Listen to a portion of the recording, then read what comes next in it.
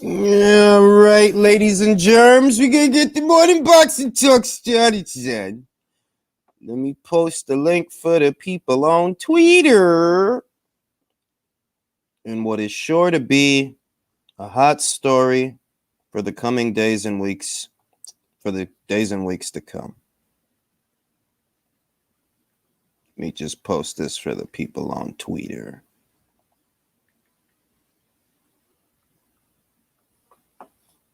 Okay, and there we go.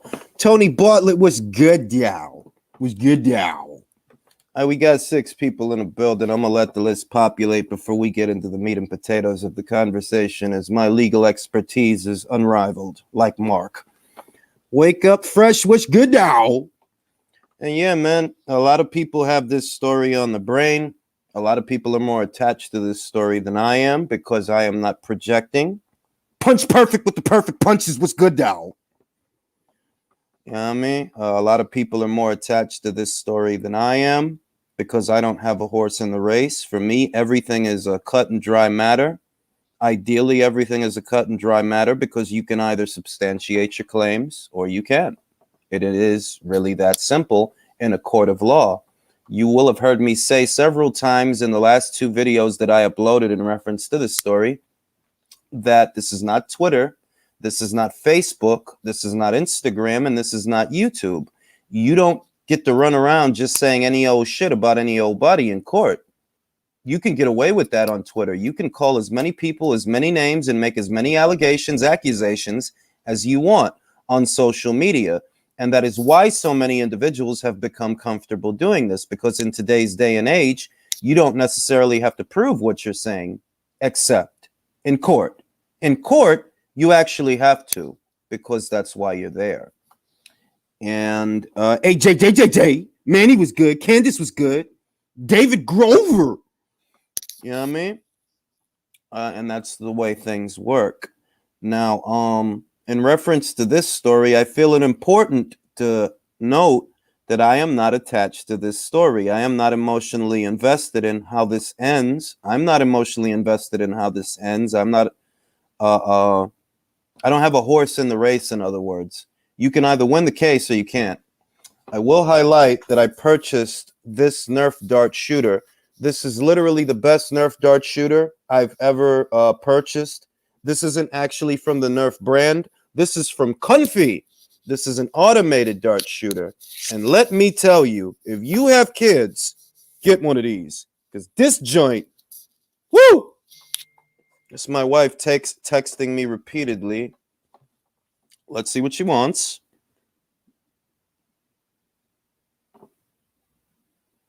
Okay. And yeah, man, you know, this is going to be on a lot of people's mind. And that's why I thought it important to say in my first video addressing this story that I'm not going to die on a hill over this thing. I don't have a horse in a race, dog. You can either win the case or you can't, based on what you're saying and based on what your case is. You can either win the case or you can't. With Canelo Alvarez, I told you that he's not going to get that money. You know, that dollar amount that was a part of their case, he's not going to get that. I told you that he's not going to get that. But the most that he can aspire to get is released from his Golden Boy Promotions contract, because what I see in the court documents is violation of Golden Boy's fiduciary duty to Canelo. And if they don't want that to develop into a messier situation, they will release him and let him go. And those videos are still up. And that's literally what happened. Literally. Yeah, I hit up a few liquor stores on the way here, Dolomite. You know, you got to get it how you live, bro. Because if you don't get it how you live, then how are you going to get it? Isaac. You know what I'm saying? Francis. In reference to this, Francis, I will say that there are going to be a lot of channels that make a lot of money off of publicizing this story and repurposing it to suit their narrative. But need I remind you and everybody that watches this live that the subscribers of these channels, the people that frequent these channels to listen to those narratives, those are the people that failed Terrence Crawford. You heard that right. Those channels and their subscribers are the people who failed Terrence Crawford.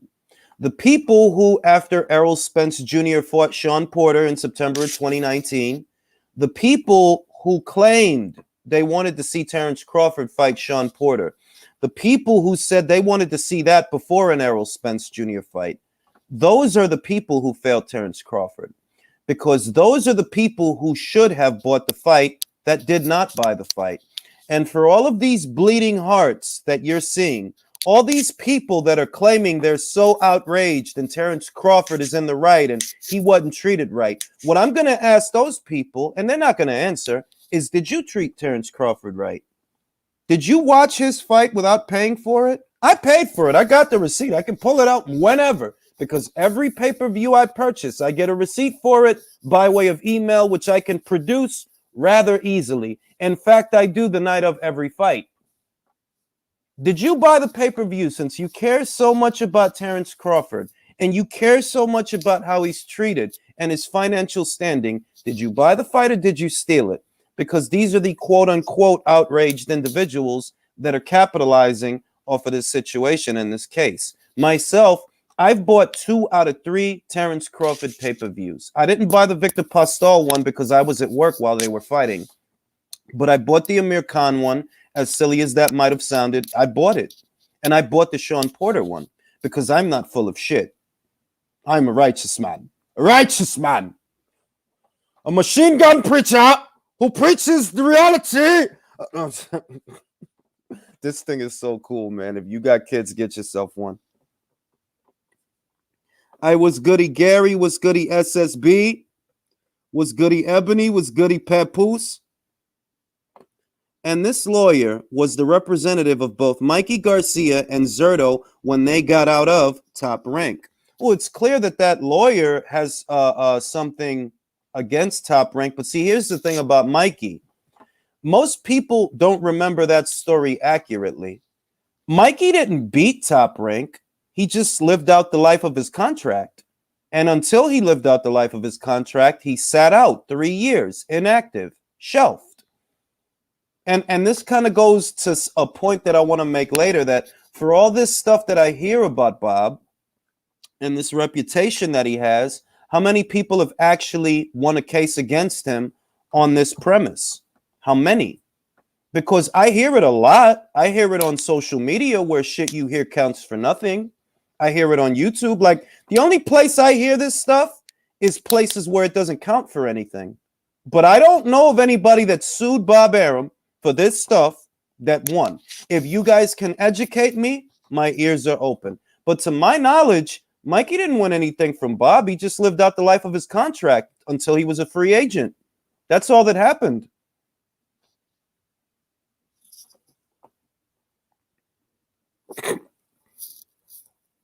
And yeah, man, we're going to get into this thing, man, because this is a spicy story. And I love spicy stories because they're interesting. I love the law because the law is interesting. It's like a puzzle that you have to piece together. I'm real big on puzzles. And from what I can see, there are already a lot of individuals that are more emotionally invested in this case than I am. One of them goes by the name Last of a Dying Breed, who left several comments for me on Twitter, several comments for me right here on YouTube under both the videos I did, stating that the crux of the lawsuit and the focus of it isn't the allegations of racial bias. The crux of the lawsuit is supposed to be a fiduciary violation, a breach of contract. That's what he's saying, even though the articles don't read that way. And what's in those articles are statements from Terrence Crawford and his legal counsel. Yet he claims that the story's only written that way because guys want clickbait. The journalists and the editors and the news outlets. It's only written the way that it's written because the New York Post, for example, is clickbaiting everyone. Even though the statements in the story, they're not coming from the journalists that wrote the story. They're coming from Crawford and his legal counsel. So that doesn't even make sense. And that communicates to me that, yeah, a lot of people are emotionally compromised by this story. I'm not, because I'm above the petty emotions of human beings. I don't have a horse in the race. You can either win the case or you can't. based on what you're saying, based on what your case is. You can either prove what you're saying or you can't, because in a nutshell, that's how court works. I need to know what you think of Paulie Malignaggi being let go by Showtime. It's my understanding that Paulie wasn't let go. Paulie was given an ultimatum and he made a decision, unless I'm mistaken. If I am mistaken, please correct me, because I don't know all the particulars of his situation, or at least I forgot some of them. But it's my understanding that Paulie wasn't fired. Paulie was given an ultimatum and he made a decision to walk away. That's my understanding of the situation. What's goody, Christopher? What's goody, Big Man? What's goody, IBR? Dennis Flaherty, Jaguar, Archie, Toby, Gooner, Dennis, Timmy, Toby, Gary. You know what I mean?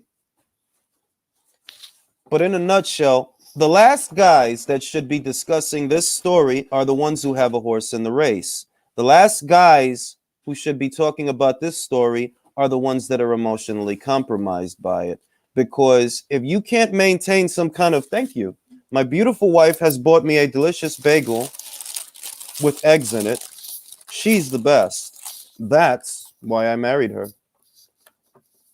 The people most emotionally compromised by this story are the last people that should be talking about it, because they can't maintain objectivity. They're not being objective. They're projecting and putting themselves in a situation that is not about them, period. And that's how I see the story is being treated in some circles, which is what I expected. And that's why I keep saying, I'm not going to die on a hill over this thing. I am not going to assassinate Terrence Crawford's character. I'm not. You don't hear me bashing him. What you hear me addressing is the case that he's making, him and his lawyer. I'm not bashing him. I bought his fights. Did you buy his fights?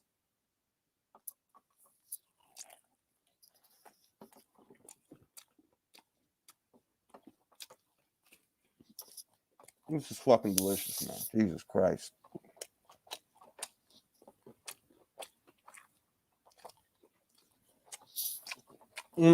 This thing, look, this is a McDonald's bagel. It's an omelet, it's cheese eggs. Oh my God. Oh my God. Let's go, babe. Happy birthday, yo.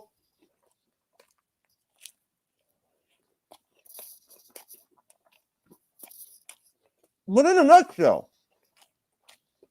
if you are invested in this case and you are hoping for a certain outcome, then you lack objectivity. I don't have a horse in the race. If Crawford wins, cool. If he doesn't win, cool. You can either prove the case you're making or you can't, because that's how this works. You can either prove what you're saying in a court of law with documentation and evidence and character witnesses and all that stuff. You can either do that or you can't.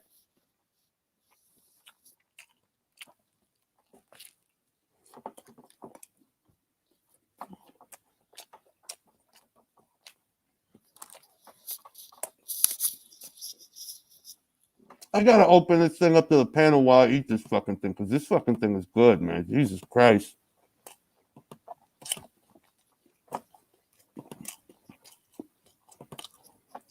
Oh my God, this thing is fucking good. Base, jump on the panel, bro. I gotta eat this sandwich.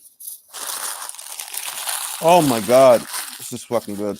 Oh, I might have to change my pants. JJ.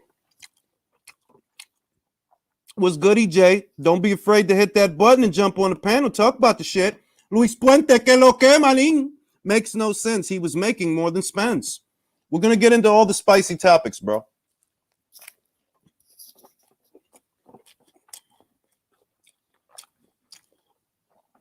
Oh, my God. This is good. JJ,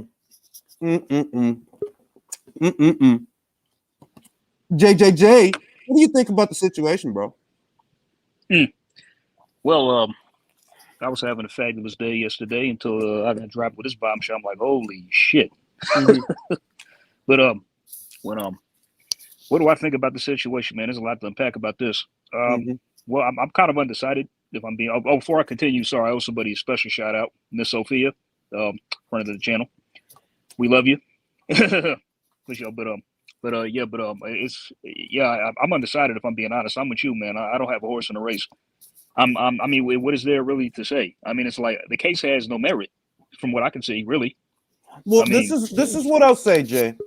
yeah, The only part of the case that could possibly, and I don't know, the only part of the case that could have some merit is if he can constitute a breach of the contract. That's going to come down to plain old legalese and contract language.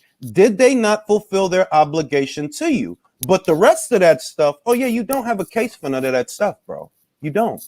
Like, no, I mean, see, that's why I mean the videos that you released yesterday just broke this down perfectly. You know what I mean? It was pretty much mostly what I was thinking. Now, like, I've been only following boxing for a few years, maybe three and a half. I mean, I was on it on and off before that, but I really focused on it like mid 2018 or early 2019. So I'm not fully up on Terrence Crawford's career, probably like you are. I've been playing catch up with a lot of these fighters too, and trying to watch their fights as well. So I know I seem knowledgeable, but that's just the facts. hey, that's I don't fine. want to say something Hey, that's fine, bro. That's yeah, fine. I don't want to say something that'll kind of put me out of place, and so if I'm wrong about something, please correct me.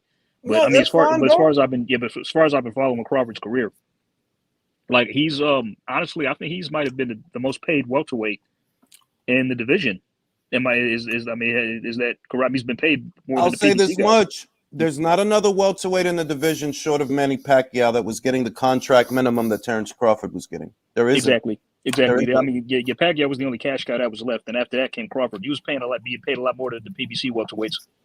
And that's money. That's money up front. That's Guaranteed.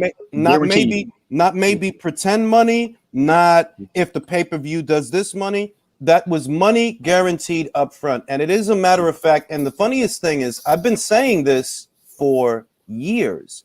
Everybody likes to talk about how Bob and Top Rank and ESPN are cheap, but it is a matter of fact that they are guaranteeing Crawford more money up front than these other welterweights are getting. It's a matter of fact. Because even though I don't like what Bob said about Crawford, how he's losing money, he probably didn't have to publicize that, but he's not wrong. There we agree. No. Business wise, I would not do that. No. I'm still in the Terrence Crawford business. I'm still in that business. So because you're doing that alienate your fighter, and it's like he's gonna think, okay, like if he's saying this stuff about me, why would I stay? But he wasn't wrong. I mean, but he and that's I don't the think thing. he should have put it on Front Street like that.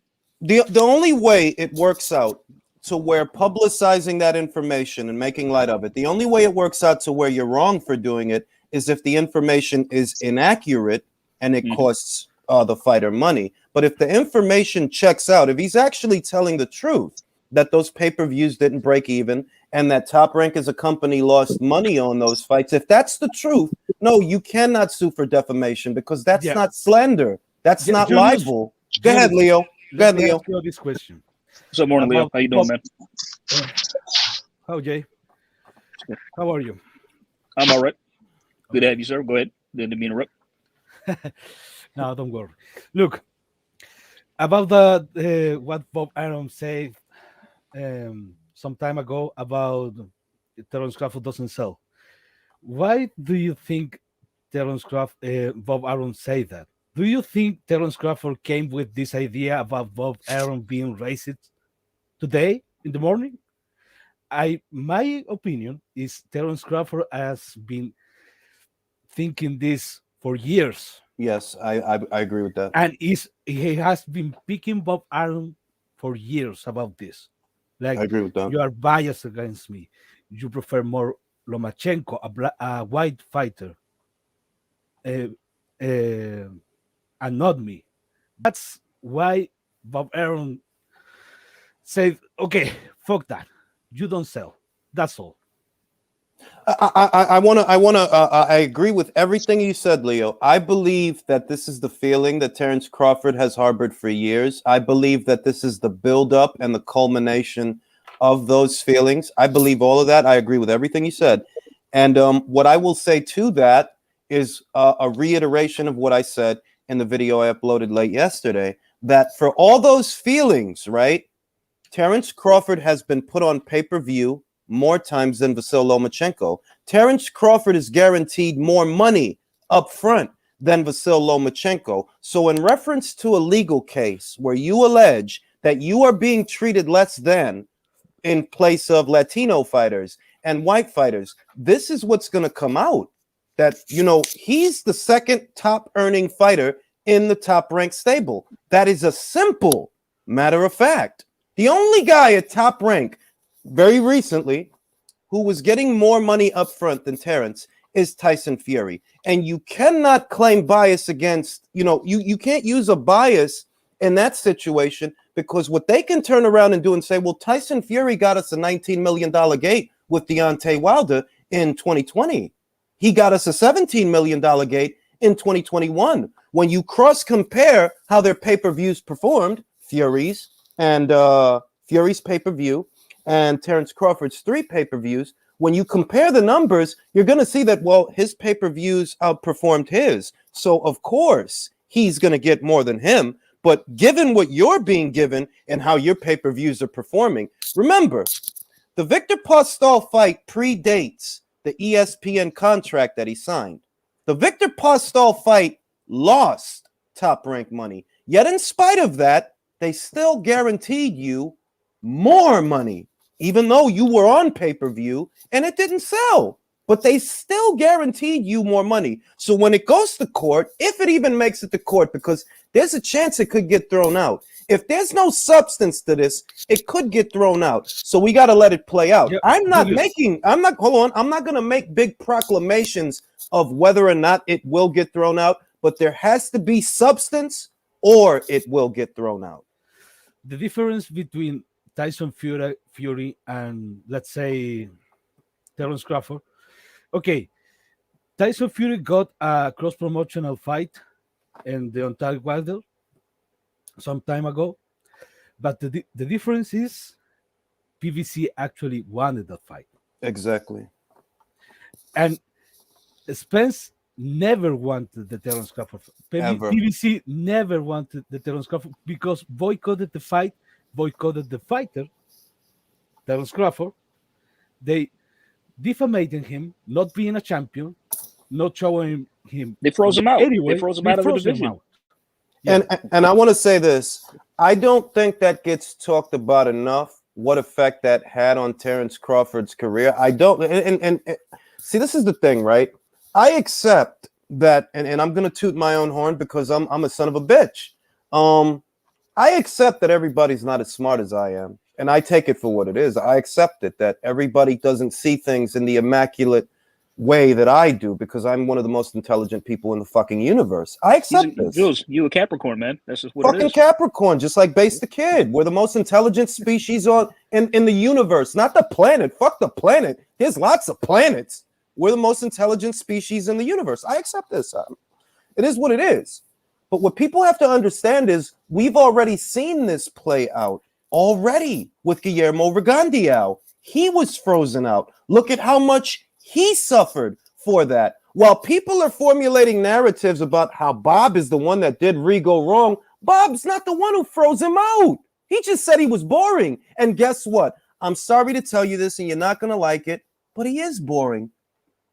Do you think me saying that Rigo is boring can stop anyone on this panel from watching his fight? I don't control you.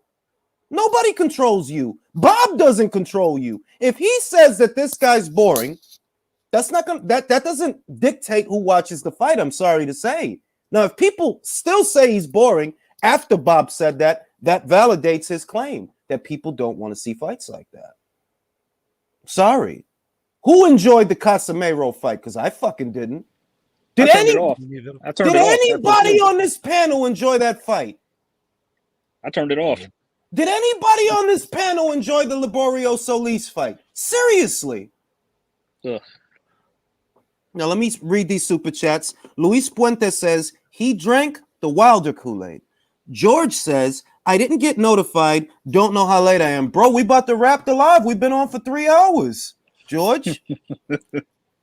JMG says, Bud at Top Rank did not create enough noise.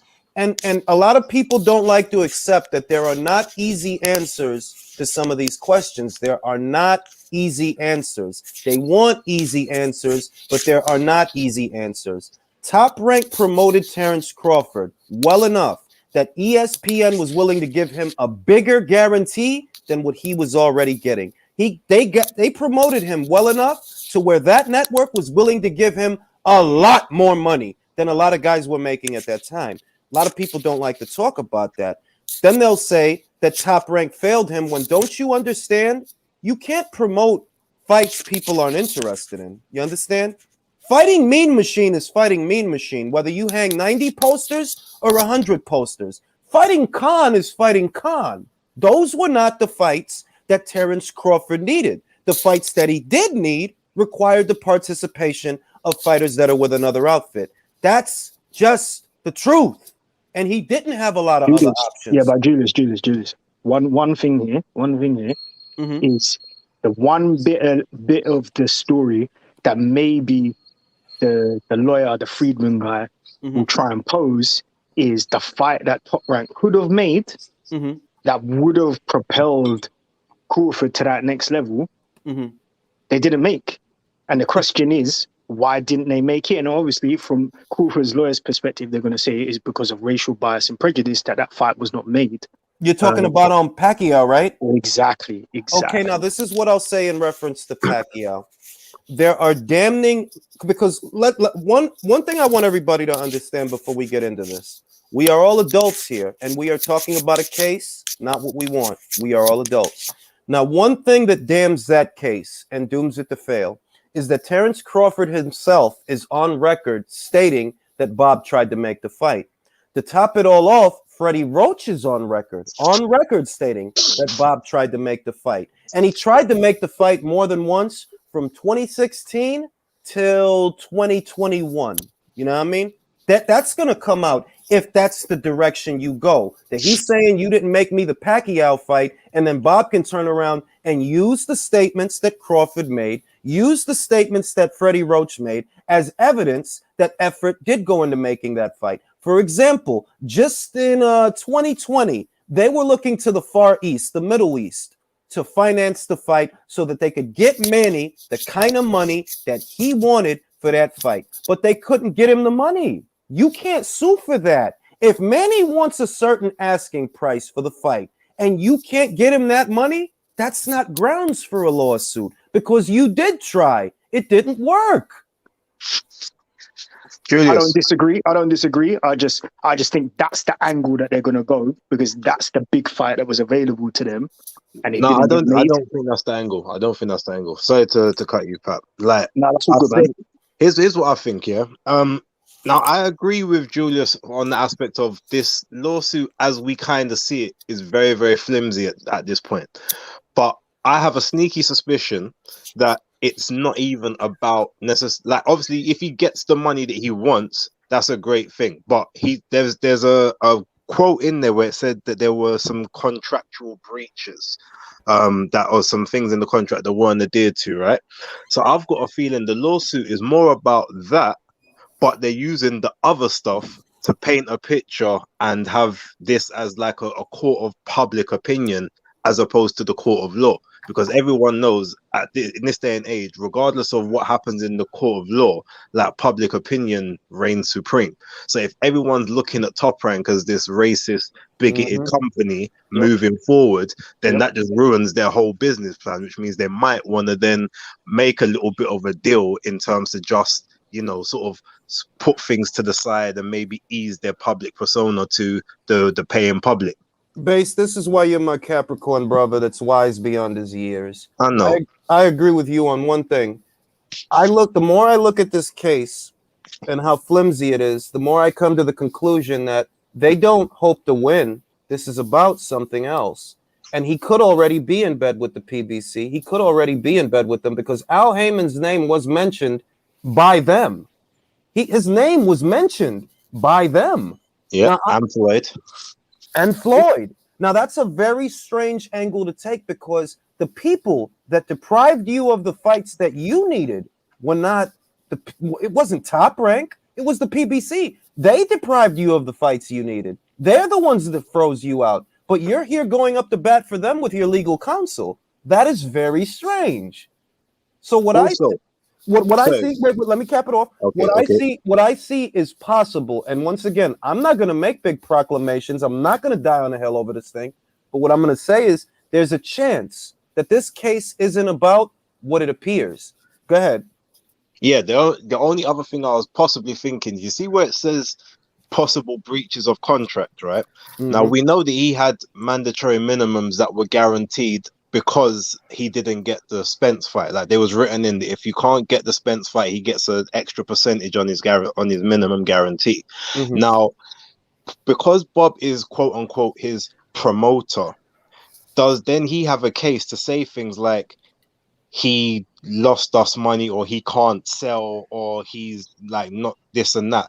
That's essentially, you're not promoting your asset. You're actually like detracting and devaluing your asset, especially towards the end of your contract. So is there a possibility that he can maybe say, well, he's basically been negatively impacting me for the last couple of years, knowing that I wouldn't re-sign, and has been, you know what I mean? Because Bob's done that before. I definitely see what you're saying, that basically he has a case that what you're saying is he may have a case that Top Rank violated their fiduciary duty to Crawford to be his promoter on the premise that they made him a tough sell by saying that the pay-per-views underperformed. I see what you're saying.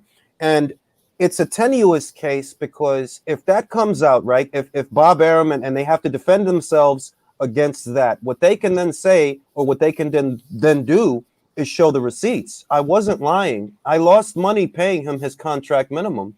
I lost money. I have freedom of speech. Now, unless I have signed a non-disparagement clause, which Terence Crawford, which we all know he didn't, unless he's violated some sort of non-disparagement clause, yeah, he can say what the fuck he wants, because it's his money, it's his investment, it's his fighter, and it's his company. I don't think that's how you should do business. I said that when he said it, that you shouldn't, not because, oh, you're under threat of being sued. You're not really under threat of being sued for speaking your mind, I'm sorry to say. But I don't think you should do business like that, because it sets a bad precedence moving forward. And I questioned whether or not the Olympians, the next wave of amateurs, would even bother to sign to Top Rank on the premise of what he said about Terence Crawford. And lo and behold, Keyshawn Davis and his brother signed to him. Torres signed to him. Another kid signed to him. So I guess I have my answer, that it didn't affect anything. The top amateurs still signed to Top Rank.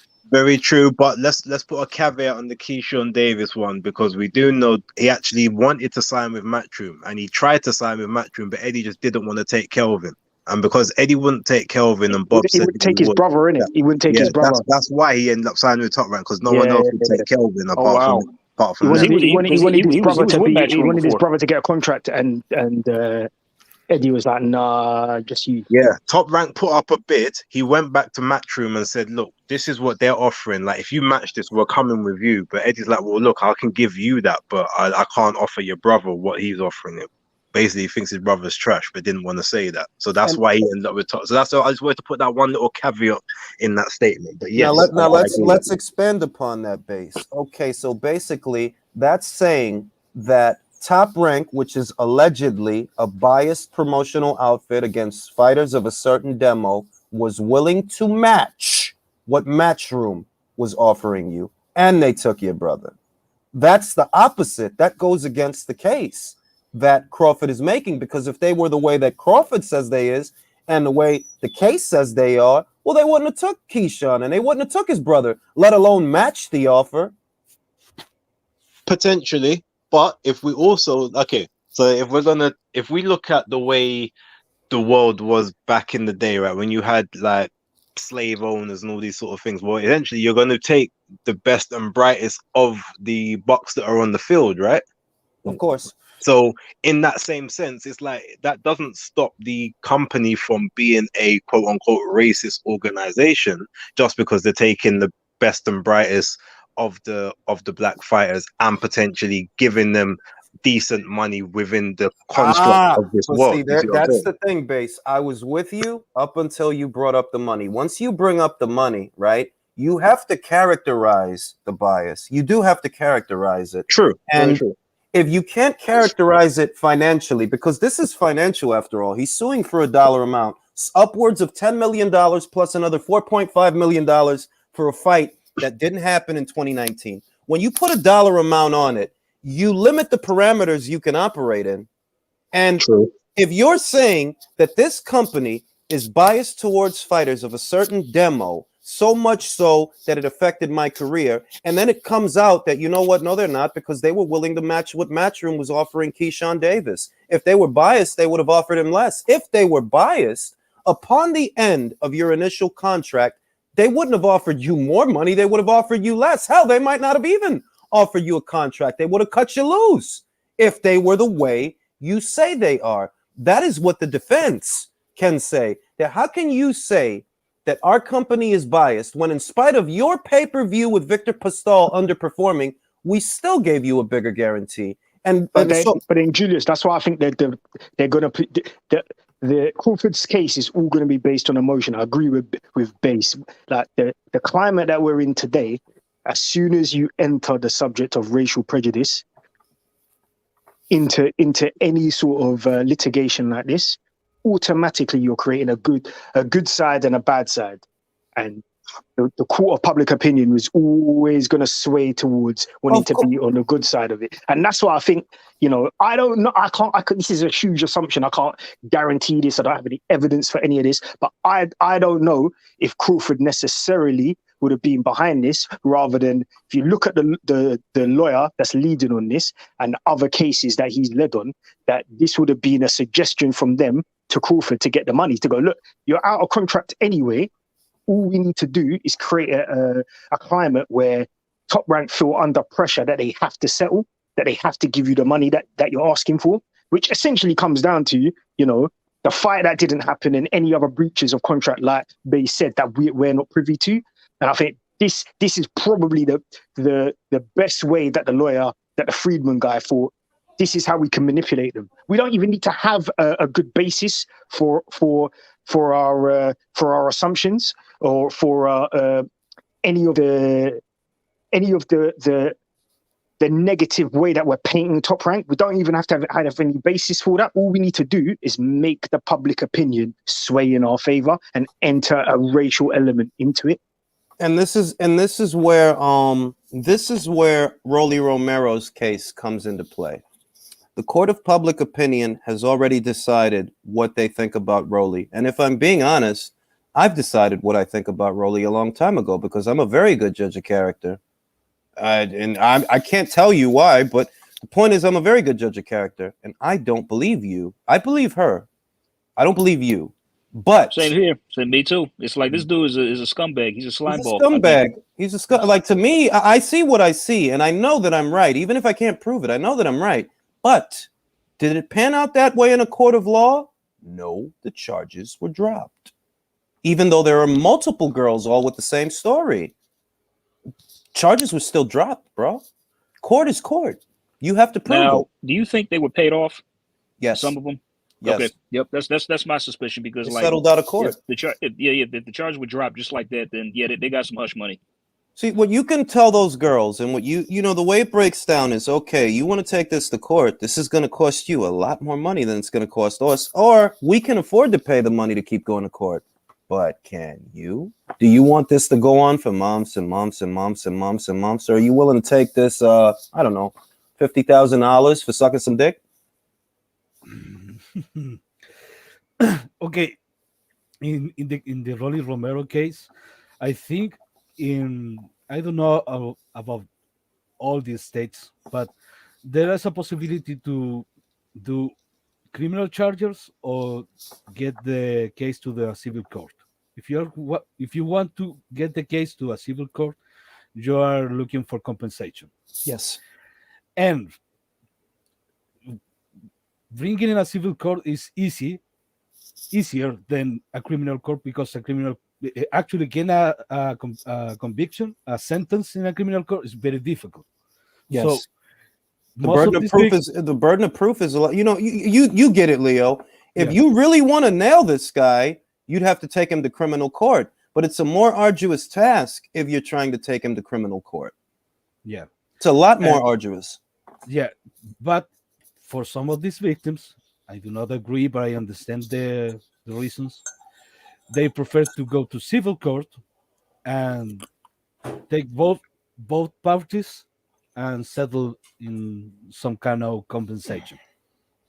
And Like look, what they did with look, listen, let me call say that. this. Any chick that's ever fucked Rolly Romero deserves compensation because you shouldn't have to live like that. That shouldn't have to happen. I don't know what's going on, but I'm going to talk to the powers that be in the universe so that you don't got to fuck with guys like that because that's fucked up. That somebody actually fucked that guy. Wow, that's fucked up.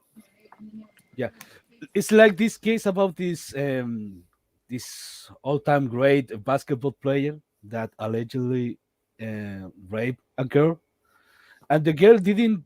I don't remember the name. I'm not that big on basketball, Mhm. but the girl didn't charge this basketball player with criminal charges. He went to civil court and he settled. And this guy, I think, he apologized because his behavior, and that was it. In he didn't went to jail and nothing. Look, And I want to say this. There's a double-edged sword, and I don't walk that edge. By the way, I don't walk that edge. I don't walk that ledge. But there's a double-edged sword there when it comes to Rolly's case and his accusers and the way they chose to go about things and the way that things happen. Because I hear both sides of it. That a lot of girls don't want to come forward for fear that they won't be believed, that people won't believe them. Though at the same time, if you really did want to nail this guy to the wall, you take him to criminal court. Because he's a rapist. If that's what he really is. Now, Yep. is that what he really is? Is that what he really is? That's the question. Because you're innocent until proven guilty, and the burden of proof is on the accuser. Can you bear this burden? And you can almost guarantee that in those kind of situations, they will be able to find things from your past which discredit your legitimacy in the case, even though that has no bearing on whether you were Exactly. raped or not. This is why Base the Kid is my Capricorn brother, because he understands, he knows, he has the powers that the rest of the non-Capricorns don't have, even though there are honorary Capricorns like Leo and Jay, the honorary Capricorns. But Appreciate that. this is the power that you have to separate emotion from fact, because in court, the facts are what's going to matter. The facts are what's going to win the case. You have to. It's a hard burden to bear, but we do what we can. We do what we can, and we've been doing it. You know, it's who we are. It's why I'm a machine gun preacher. You know, you got to get it how you live. That's what you say. Oh, I thought it was a job blaster for a minute.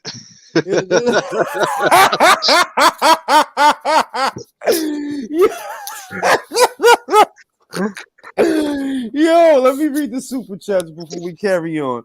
George says aliens are contemplating beaming Julius's family up. Yo, we're gonna take a vacation on Mars. Aram will be thrown to the LDBC wolves after the allegations being thrown by Crawford. We must see the dark force.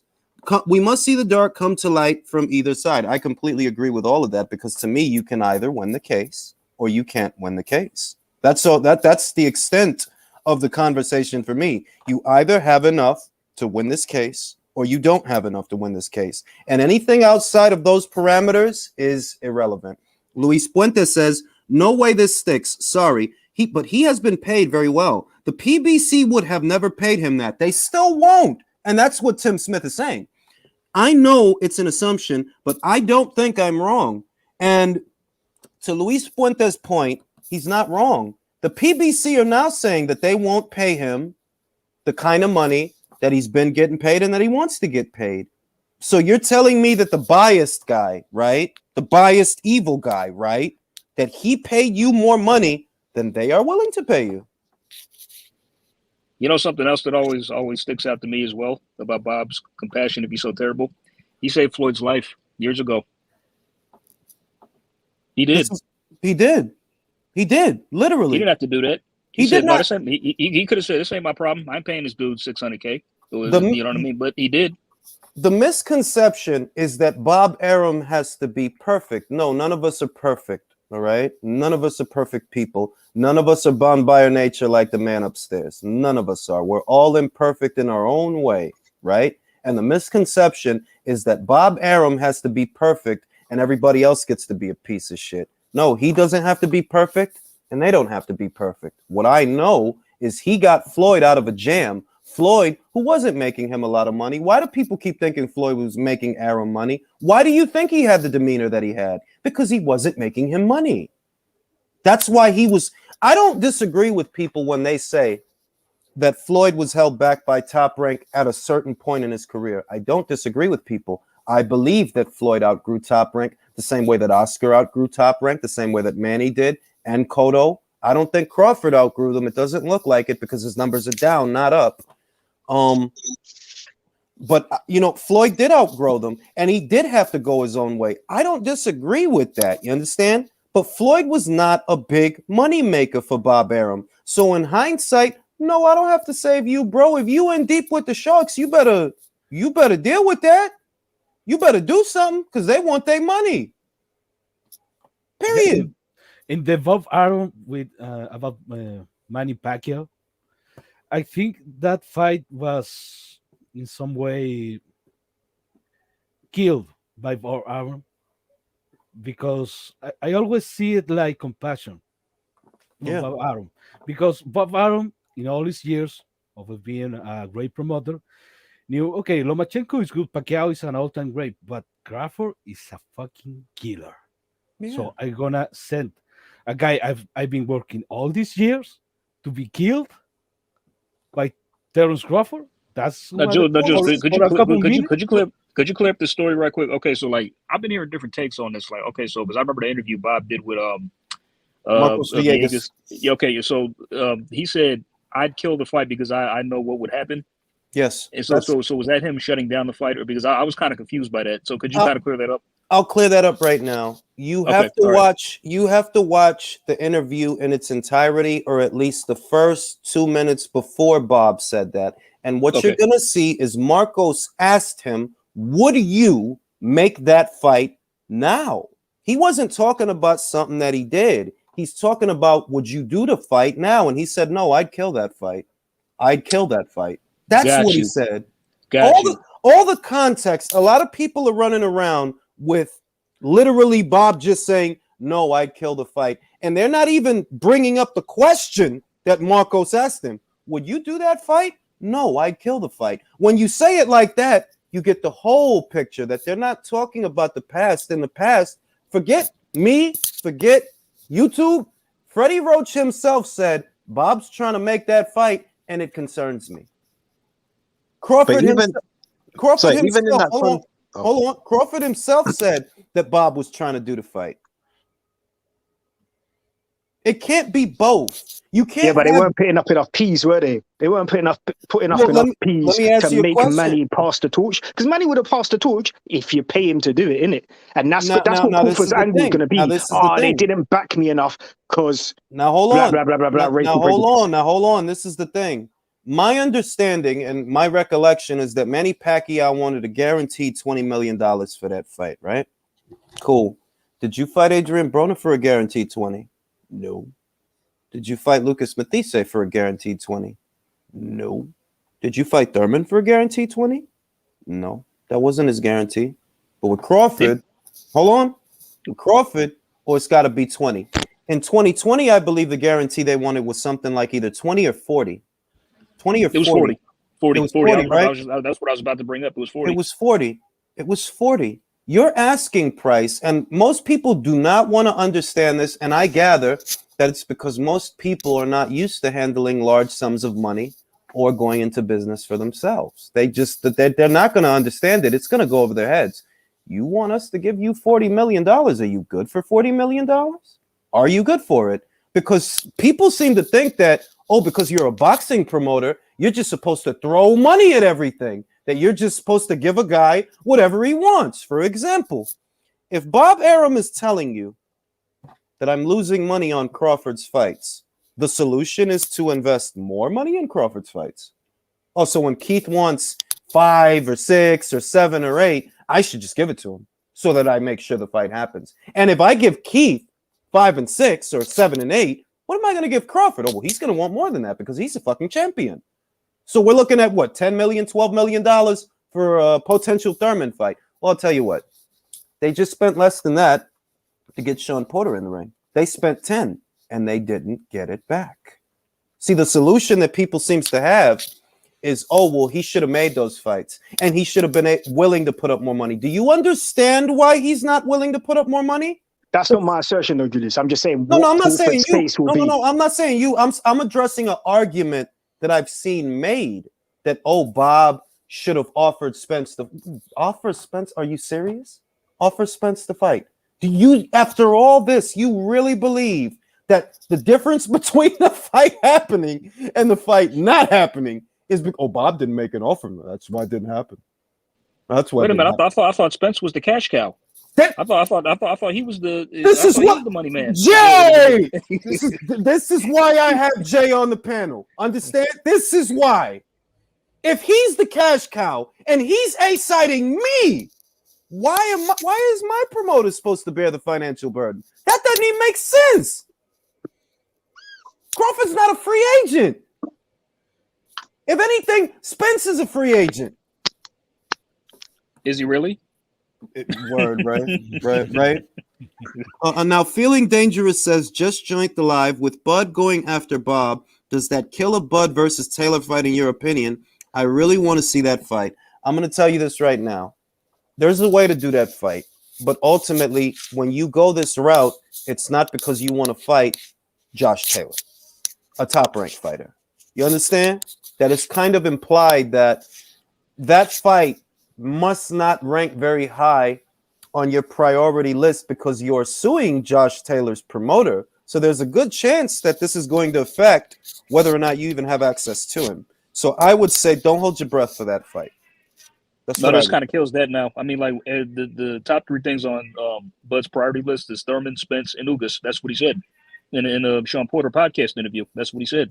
And I believe that I've said this before. I think he just wants Thurman to beat the shit out of him. I'm going to say this. What I believe.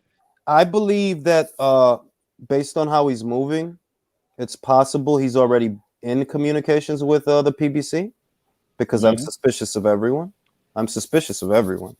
And I'm suspicious of myself. It's possible he's already been in contact with them.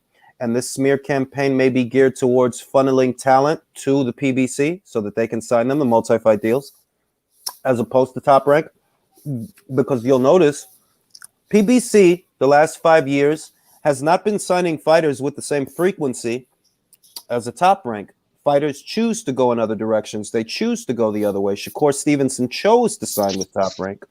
Keyshawn Davis chose to sign with Top Rank. For whatever reason, that is what they chose. The top amateurs in America sign Top Rank. They don't sign to the PBC. Now, it's possible, and I'm going way out there, dog. Like, I'm way out there. I can't even see the shore. But it's possible that this is a play to smear campaign Top Rank. You don't hope to win with you don't hope to win with this, but now is the most inopportune time for a company to be associated with a racial bias. Am I right or am I right? Is it now? Absolutely. That's what I was saying. Right. It's the climate. The climate's perfect for it. My man said it's like as soon as you inject race in the way, it's going to turn heads. It's going to raise eyebrows. It's going to generate a lot of attention. And I'm already looking at Twitter now, and like there are so many people who are emotionally invested into this case. And I'm like, stick it to Bob, but you get your money, all this kind of stuff. I'm like, wait, what? And remember, these are the people, and this is why, like, this is one of those things where, as an older person, because I'm an older person, I age very slowly because I'm not from this shitty little planet. No, I mean, you got 500 years on us, Jules. Yeah, for sure. And I don't look a day over 300. This is where being old is best.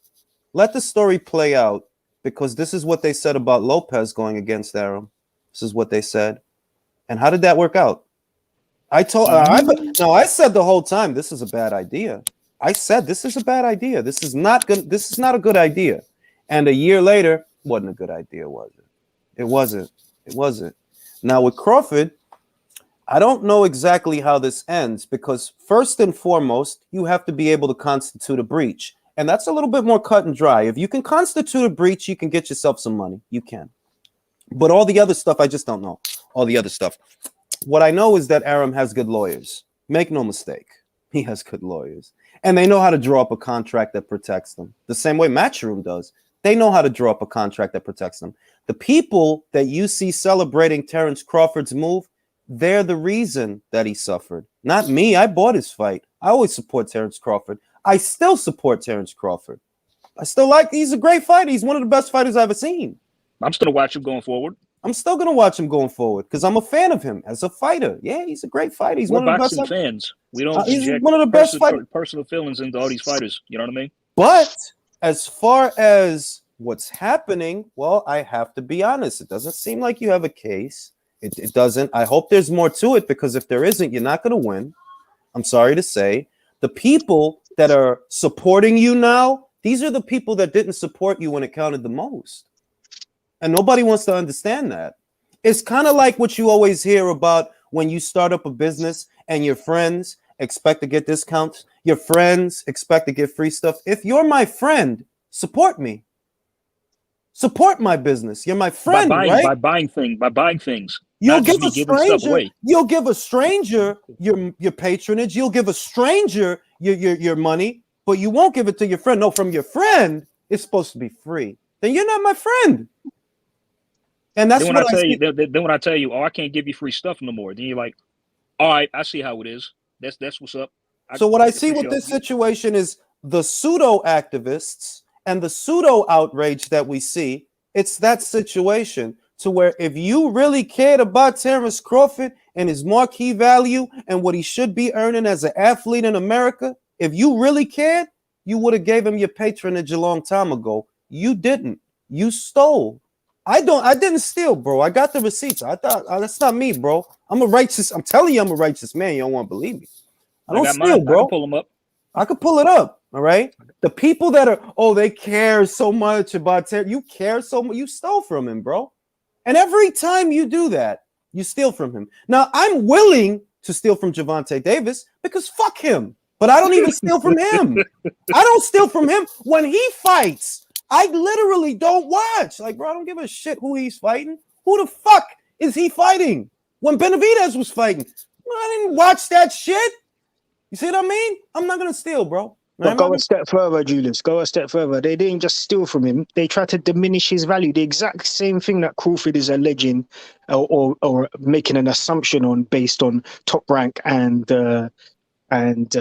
Bob Arum's, racial prejudices or biases. That's the exact same thing that the cult did. They tried to diminish his value, making tons and tons of propaganda saying that this guy doesn't sell and reiterating that he loses money and that he needs to take X amount of percentage from whatever PBC or Errol Spence, like Errol Spence makes offers, want to give him and all this. So they compounded his diminished value. They help facilitate this idea that he's paid way too much money versus his actual commercial value in the broadcast market. They help that. But I've got a thing because I need to bounce. I need to go back back to work, back on the laptop. What if, I know you said, maybe he's talking to PBC already. What if it's the opposite? What if Crawford just wants to sit down now? He's rich as he is. He's made a lot of money. This could be a last stand to get that money that was to him off that mixed fight. That's possible. That's possible that I said this maybe 2 lives ago before I pass it to Leo, that if I'm Crawford, I retire. I said, go to the lives I did like 2 lives ago. I said, if I'm Crawford, I'm not getting Errol Spence, bro. And Josh Taylor is not so big a fight that I'm going to keep sticking around for him. It's not that big a fight. If I'm Crawford, I can't get Spence, and people keep attacking me, and I became this country's undisputed champion at 140 pounds, and my own people are attacking me on Twitter, saying I haven't fought anyone, I'm retiring, bro. On principle, like Marvin Hagler, on principle. I don't need this, all right? I don't need this. I can open up a chain of barbershops in Omaha, Nebraska, and I'll have more startup money to do it than the average guy in Nebraska that tries to start up a business. There's a lot of ways to hustle. Now, I don't know if that's what Crawford is doing. It's possible. It's also possible he's already in bed with the PBC because this feels very weird. It does. The timing of Tim Smith's comments is too close to the timing of his lawsuit. That's not by accident. Oh, he affected my market value. What do you mean? Tim Smith said yada, yada, yada. Timing is everything in life, folks. Believe it. Timing is everything. To humans. To people like me, time is a human concept. Do you know what Terence Crawford should do? Who should sue for all these predicaments? He should sue PVC. Yes. No, not because he didn't get the Spence fight or the Keith Thurman fight. Forget all of that. You should sue PVC because they lied about you. They make a ranking with all the best welterweights. They didn't show them. Yep. They did a ranking with all the welterweight champions. They didn't show him. Nope. Man, that shit was disgraceful. They're lying about you. They're not. They don't have an obligation to promote you, but they have an obligation to tell the truth. And they didn't do that. And it's easier. I'm gonna put it to you another way, right? It's easier to accuse someone on the outside, like a Bob Arum. Because I don't. You know why I don't like addressing this subject? Because it forces me to say things that I know people aren't gonna like. It's easier to go after the old white guy, Bob Arum, because you're told and taught that he is the enemy. You're told and taught that he is the enemy. This is what you're told and taught. It's harder to admit that sometimes it's your own people that betray you. And what I've seen for the last 4 years, it hasn't been Bob Arum. No, not just. Bob started doing it later on. You've been doing it the whole time, saying Crawford doesn't sell, and Crawford's barely a champion, and the WBO title doesn't count, and you won't feature him in graphics on Fox, and you diminish his marquee value. You diminish his abilities as a fighter. You diminish all his accomplishments as a fighter. That wasn't Bob doing all of that, I'm sorry to say. We all know who was doing that. It wasn't me. It's harder to admit that sometimes it's your own people that bring you down. It's harder to admit that. But if Terence Crawford, hold on. You said about Rigondeaux. You said about Rigondeaux. It's the same thing though, isn't it? This last thing I want to say on my bounce. Thanks for having me on, Julius, as always. But it's the same thing with Rigondeaux. People always tell the story like it was Arum, it was Top Rank that got him to a point where he was blackballed by everyone. But they forget to say, actually, it was all the PBC fighters that refused to fight. So who was it really doing the blackballing? Who was it really that got Rigondeaux into a position where he had nobody to fight and was forced to have to go up in weight and fight Lomachenko and all this kind of stuff? Because it weren't really Top Rank and it weren't really Arum, was it? It was. No, it wasn't. But that's the way the story's told. Like you said, didn't it? It's easier to paint the picture like it was. I don't want to say the words, but you know, it was Arum and Top Rank's bias or in some way that blackballed Rigondeaux, when really it was another person controlling the PBC fighters that decided never to make any of those fights and not to work with Rigondeaux in any sort of way. Look, if about Rigondeaux, okay, Bob Arum, I don't know Bob Arum. I can imagine he's an old guy. He has a temper, but he sees Rigondeaux and says to himself, "Dude, I'm trying to promote you. Do something in the ring. Make it better. I cannot promote from air. I cannot promote for 30 seconds of highlights. You have to show me something in the ring." So at the end of the day, if he says he's boring, yeah, he's boring because he saw him fight, and everyone saw him fight, and that's the logical conclusion. He's not lying. Let me read some super chats. I got two piling up. Hilarious to see the LDBC that spent years trashing Crawford are now opening up for him. From Top Rank Toby to he's got a case Crawford. Ain't that about a bitch? Because that's the truth. That is the cold hard truth. Feeling Dangerous says, I know you're a Bud fan. I am too, but this is a slimy ass move by Bud. He was one of the best paid top ranked fighters. How biased? How is Bob biased when he pays so much? That's the point I'm making. It's harder to admit that the people that were bashing you and the reason you find yourself in this predicament is not because of Bob. It's because of your countrymen that would not fight you, your countrymen that would not fight you. It's because of your quote unquote brother that froze you out. That's why you find yourself in this predicament. It's easier for me to sit here and say, oh, it was Bob. He didn't want to put up the money. Oh, it's harder for me to say, why didn't Bob want to put up the money? Because he was already losing money paying Crawford. Why was he losing money paying Crawford? Because he gave Crawford more money than his market value dictated. Why did he give him that? Because it would have been wrong if he didn't. In a nutshell, if Crawford goes undisputed at 140 pounds and he beats Jeff Horn, easily I might add, how can I offer him more money than he was making before? How could I do that? Now, if I did that, then I would be guilty of what I'm being accused of if I offered him less money. No, I offered him more money, so much more that I lost money paying him his contract minimum. But I can't offer him less. He's keeping up his end of the bargain. He's winning the fights I put him in, and he's winning in dominant fashion. And no, Crawford is not boring. If somebody sit here tell me, yo, Crawford is boring, bro, you never saw Crawford fight, so stop it. Please stop it.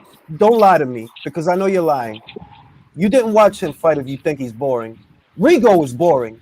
Lara is boring. Frank Crawford Sanchez is boring. Oh, God. Oh, God.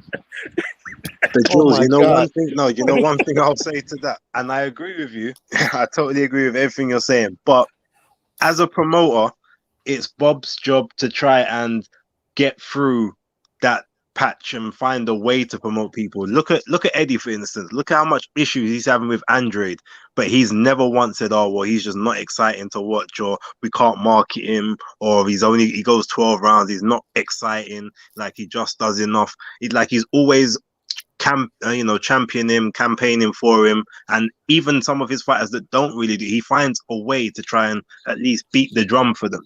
So I'm not saying obviously that increases the market value, but So let me give you an example. Let me give you an example, right? You know I'm real big on the girls. I want the girls to get a bunch of opportunities, right? Yeah. When Golden Boy did not reschedule Franchon Cruz's fight, who picked her up? Eddie. And who picked up a little-known Swedish fighter that hasn't fought in 2 years also? It's also Eddie. You see what I mean? They said that Eddie's a bad guy. They're still saying because of things that his father said. And what his father said, I'm sorry to say, it's not a lie. If you know the history of this sport, it is the truth. Those contracts they were giving guys before, no way, you can't get away with that now. That's the truth, though. But that's the kind of contracts those guys had. That is the truth. What's he supposed to not say it so that people don't feel uncomfortable? Then you want to deny the past then. You want to deny the truth. Now, I don't doubt that Barry Hearn's mind works a certain way. I don't doubt that for a second.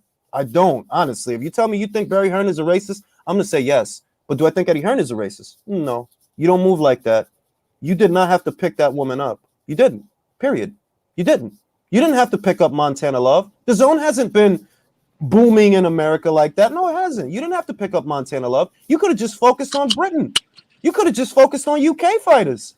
You don't have to pick up another American fighter.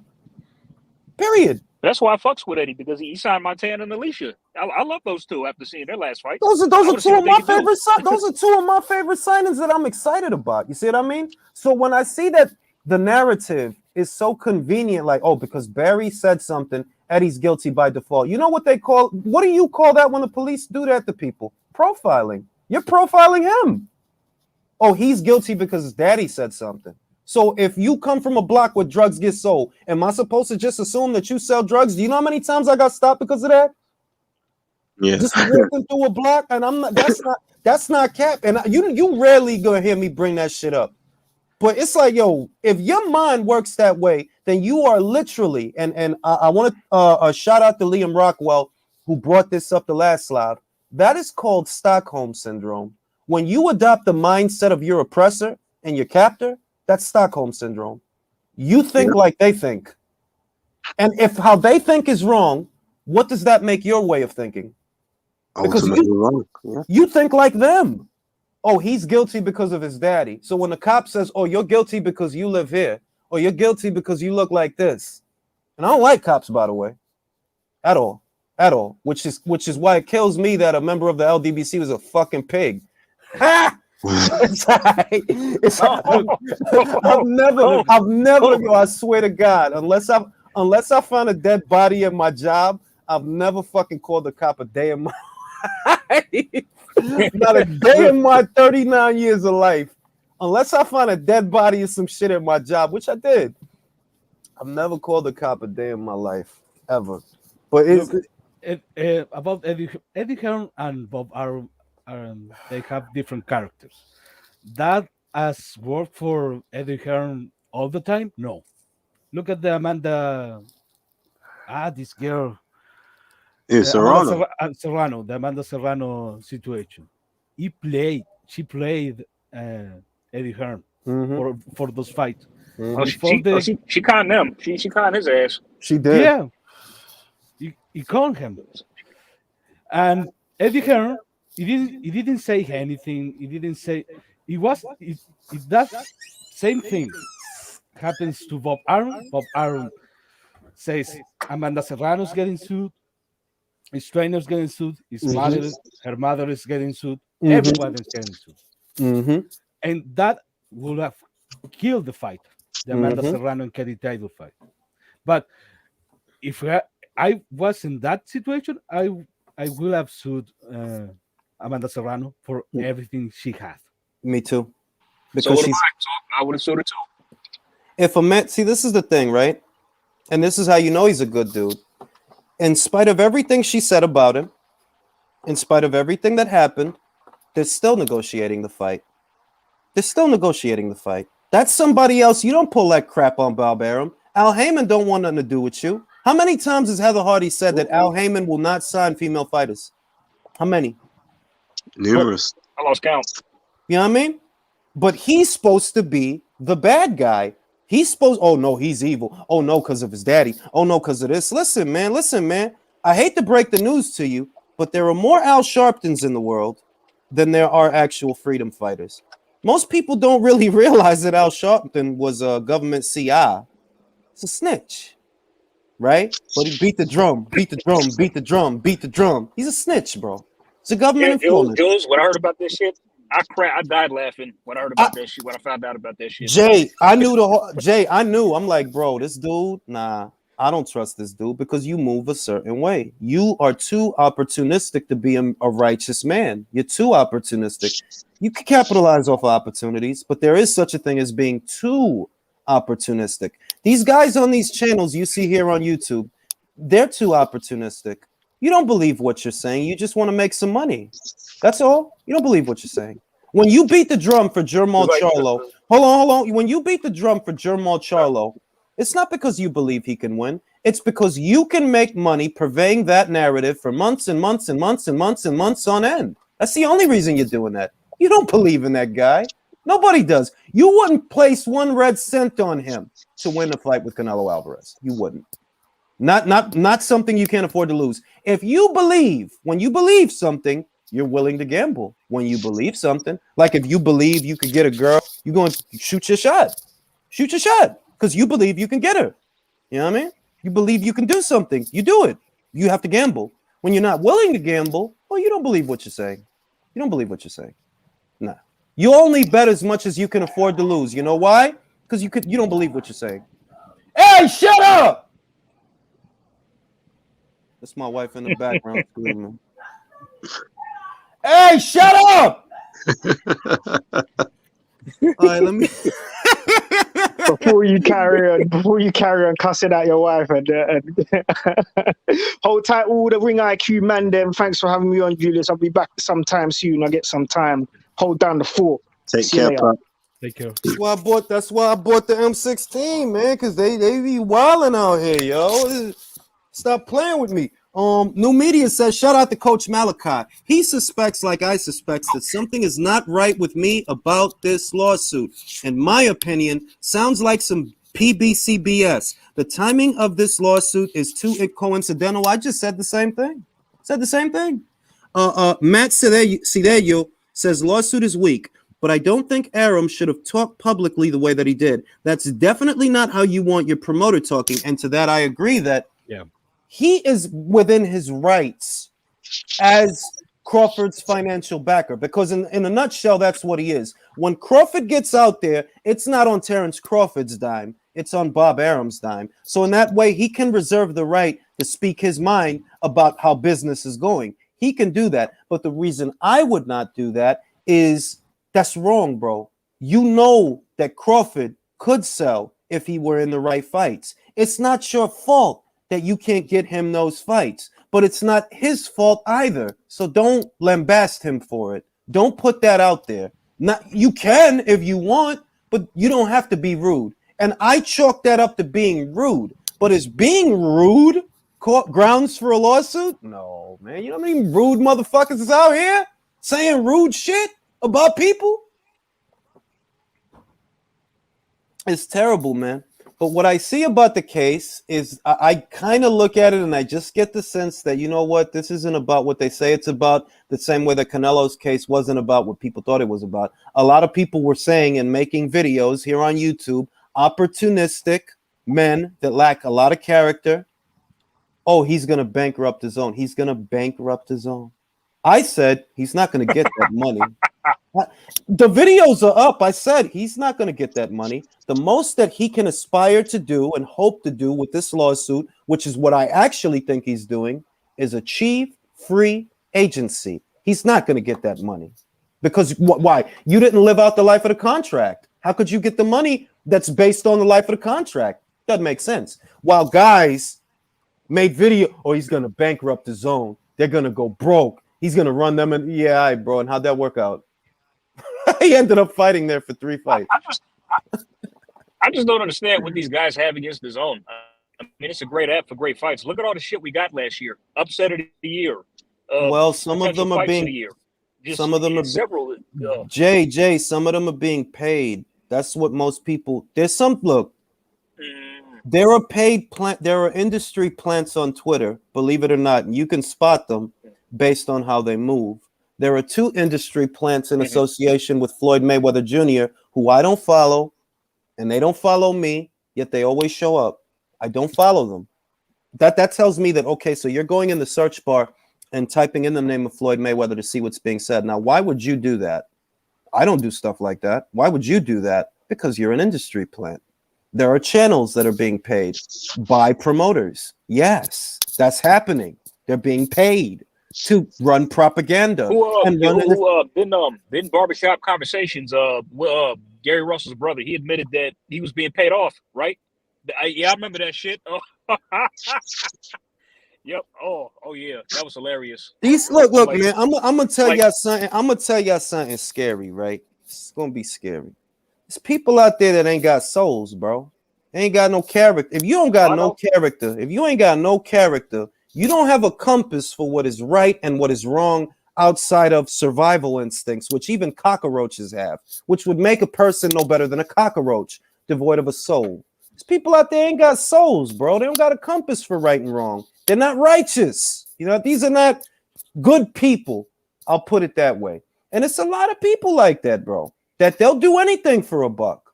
They'll lie. You don't have to lie to make money, but they're willing to. You don't have to lie to make money. Who says? Who says? Who says you have to sell your soul to make money? Who says? You do that because you don't have what it takes to make money. You don't have the actual ingredients to do that. So you have to lie. You don't want to just do the work to maybe shell out quality content. You know, inform, educate, expand, enterprise, grow the sport. If this is the sport that makes you money, then why are you not working to grow it? If the sport grows, you grow with it. Your audience grows with it. These people got brains of fucking 12-year-olds, the way some of their brains are. You should be promoting boxing.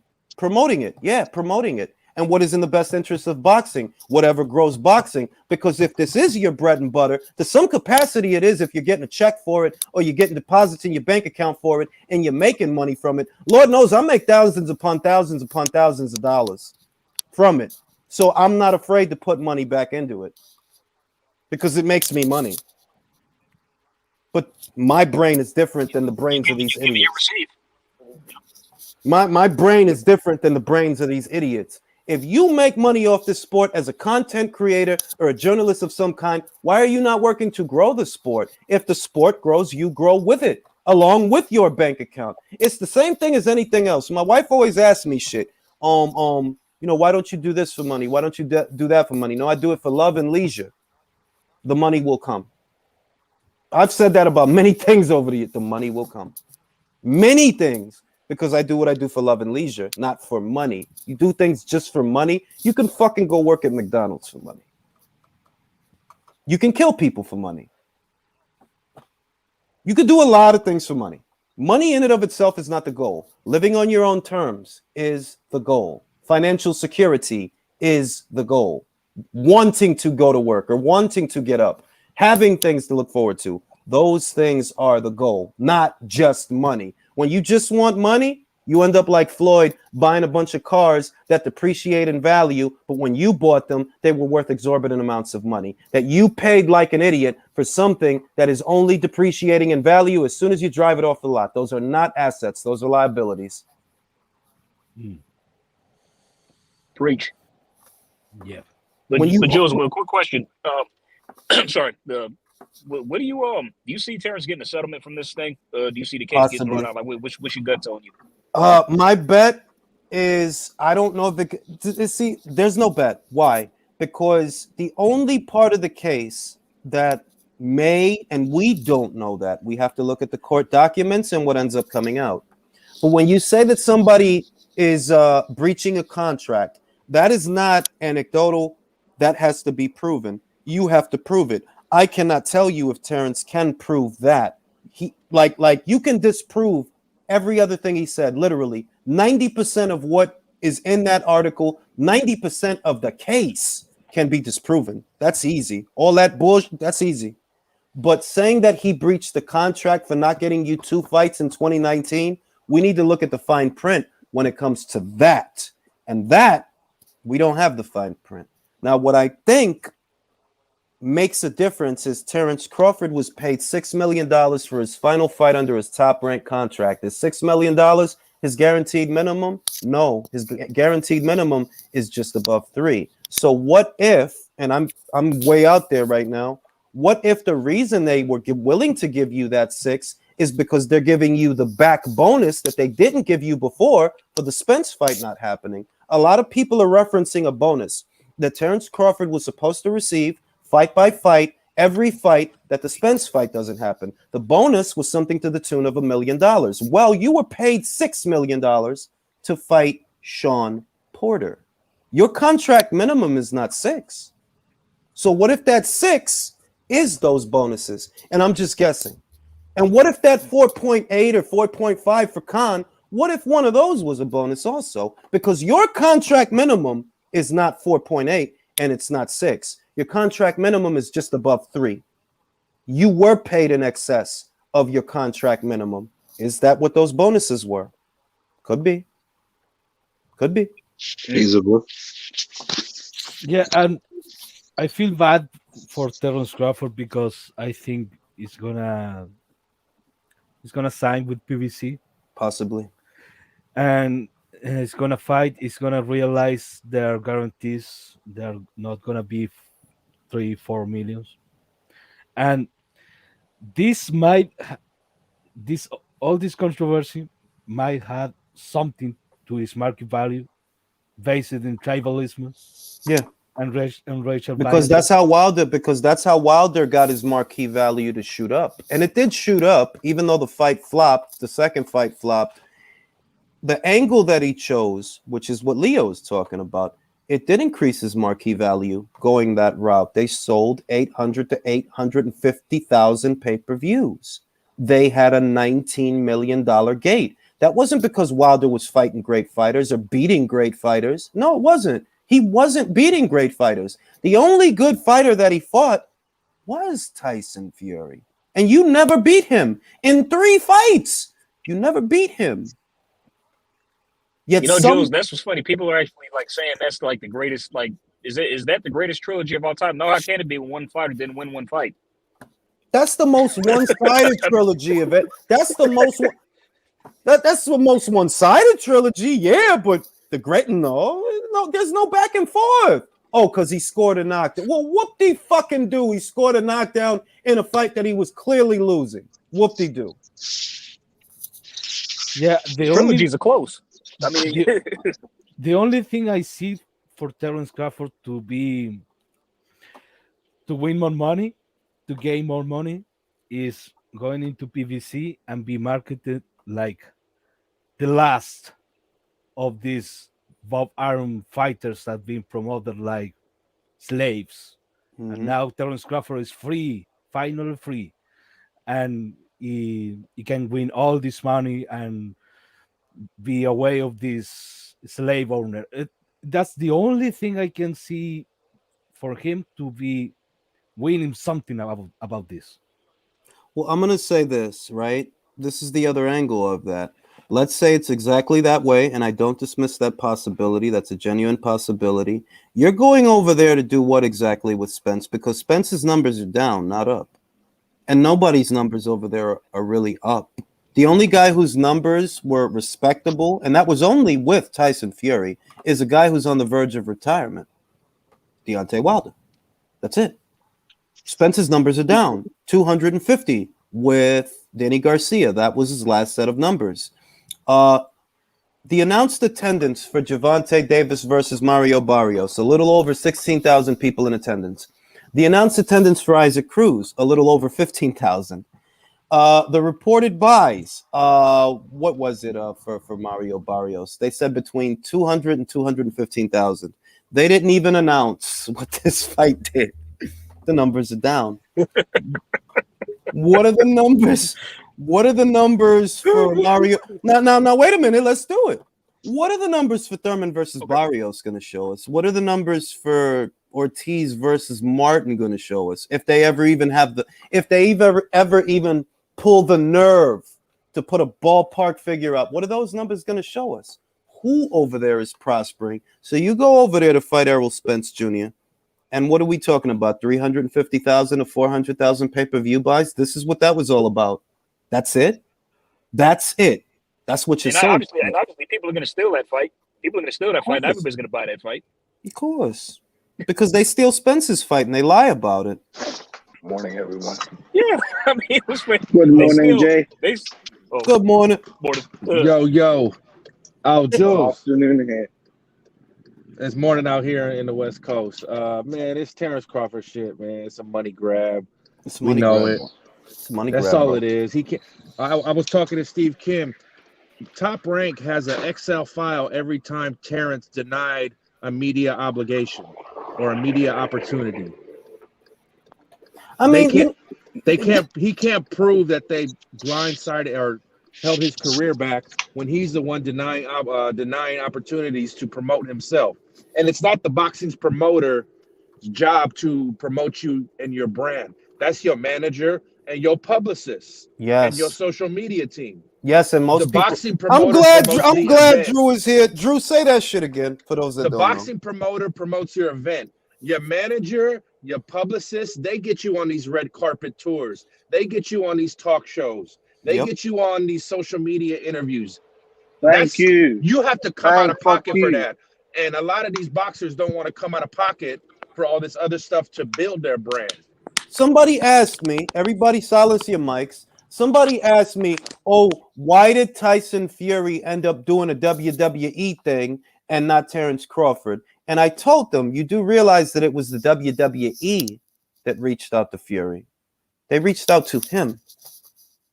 I don't understand what people's view of the world is, but what about it? That shit don't work. And I don't know how many times that shit don't work. All right. When you actually look, if you actually wanted to know why Tyson Fury was on the WWE and Bud wasn't, you would fucking know, but you don't want to know. And that's why you don't know. It wasn't that it was, oh yeah, Top Rank did all this for Fury. No. WWE reached out for him. And let's be honest, I love Bud as a fighter. I don't love Tyson Fury as a fighter or a person. But Fury's a lot more marketable, and he markets himself 1,000,000 times better than Crawford does. You can't shut him the fuck up, even if he doesn't make sense. You can't shut him up. Alexander Usyk has a personality, and he was offered the role in Creed 2 of Drago's son, and he turned it down because he was boxing. He turned it He down put because himself out there enough to he turned it get down. attention. Drew, he turned it down because he's a Capricorn and a man of principle. We are righteous by default. Team Capricorn. Team Capricorn. Those who are not righteous fall from grace, like R. Kelly. He is not righteous. And I just got to say this. Paulie had a good interview with Lopez and Korean Corcel that I just watched. Mm-hmm. And I have to go to know this jab in when he was talking about these rat YouTube creators. Mm-hmm. We know which channels Teofimo Lopez is paying. Oh! I'm not going to do this with you, Drew. I'm not going to do this. No, Hey, Jay, talking of YouTube channels, I'm gonna mention one. I'm gonna mention one. Go ahead, Sawab. Go ahead, Sawab. I'm gonna mention one, and his name is Bruce Wayne. I agree with a couple of stuff about AJ, what he says. I agree with him. I agreed with the Wilder bit, and I was a fan of him. But he's a fucking bitch. He's using this. He made a video saying racism in boxing. Racism is in life. That's everywhere. It's not Bob Arum's fault that Crawford hasn't become a pay-per-view star. My question to him was, who made Canelo a pay-per-view star? Who made AJ pay-per-view star? Their promoters? No, themselves, their personalities, their fault. And also their opponents, which is, you should blame the PBC. You should blame that same black guy, Spence, that same black guy, Al Heyman, for not giving you the fight. Not Bob Arum. Even if you offered him 10, 20 million pounds, you won't take the fight. Simple. I want to say this. I'm glad Sawab is here because that's the point that I've been trying to make. It's a lot easier to go with the narrative and blame Bob than to look in your own circle of your own people and say that you guys are the ones to blame. You're the ones to blame for this because Terrence Crawford is a fighter who I've patronized. You know who I didn't patronize? Gervonta Davis.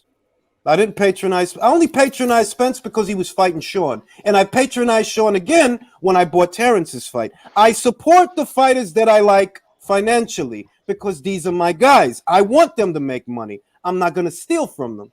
But all these folk that's saying they all worried about Crawford and how he was treated, my question to them is, did you buy his fight? Because that's what was important. Supporting him by buying his fight, not diminishing his accomplishments, not disparaging him and telling him he should take 10% or 20%. If that's what you've been saying, don't jump on board now, you fucking hypocrite. Because you the fucking reason he couldn't sell nothing. Malachi, what's going on? Yeah, what's good, Jules? What's going on with the panel, man? Everybody in the chat, salute, man. If you're new to the channel, please subscribe, hit the like button. Appreciate that. So, Coach, you see the same situation we see. Just tell me how it reads to you. Oh, boy.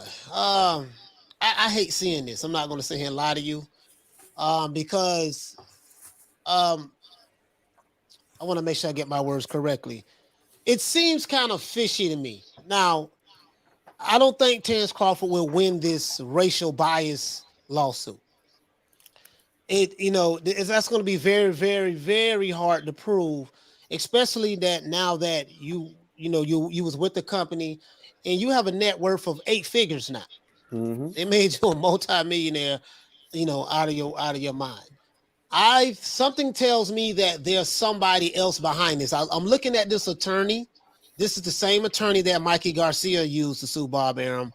And he sat on the shelf for 3 years. We know how that turned out. 3 years. But what I will say that everything else in the lawsuit, Jules, about maybe the contract. Hey, you promised me this fight, that fight.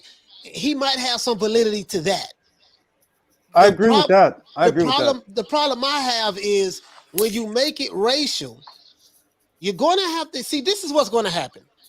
All of the black fighters who top rank ever worked with that's alive, they're going to be probably more than likely character witnesses for Bob Arum. Mm-hmm. Then the Latino fighters, a lot of them are more than likely going to be character witnesses for Bob Arum. You're going to have to explain, from a racial standpoint, how Bob Arum was so racist towards you that he hindered you when he was paying you more money than you probably would have gotten anywhere else. you had you had the highest guaranteed minimum than any welterweight in the welterweight division. You're going to have to explain. So that, to me, I'm just saying, to me, I don't know how he's going to get around that. Now, Bob Arum did say a lot of crazy racist shit on social media. You know, some can interpret it as that. He did say that on these different alpha, some of these other channels. I ain't gonna say it. You know, some of these other channels, he did say certain things, but to say, okay, the racism, he was so racist towards me, this hindered me. I think that he's going to have a hard time doing that, especially all of the character witnesses, Jules, that's going to come forward. You see one, a couple of them, Timothy Bradley, George Foreman, all of the Black and Latino fighters, a lot of those guys are going to come speak up for Bob Arum. You know what I mean? From their experiences with him. Listen, somebody talked him into throwing that in there, jump out of the window with the racial stuff. It sounds like a PBC thing. And now what really disturbed me, and I'm going to let everybody else talk.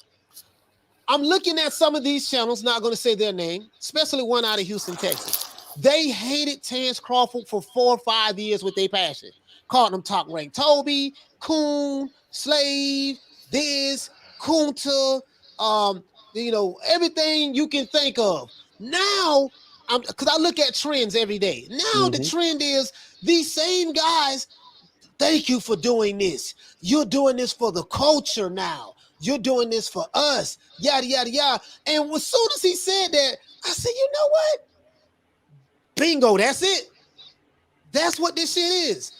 Somebody on that side of the street, I'm not talking about the YouTube channels, but I'm saying maybe with the PBC, I have no proof of this.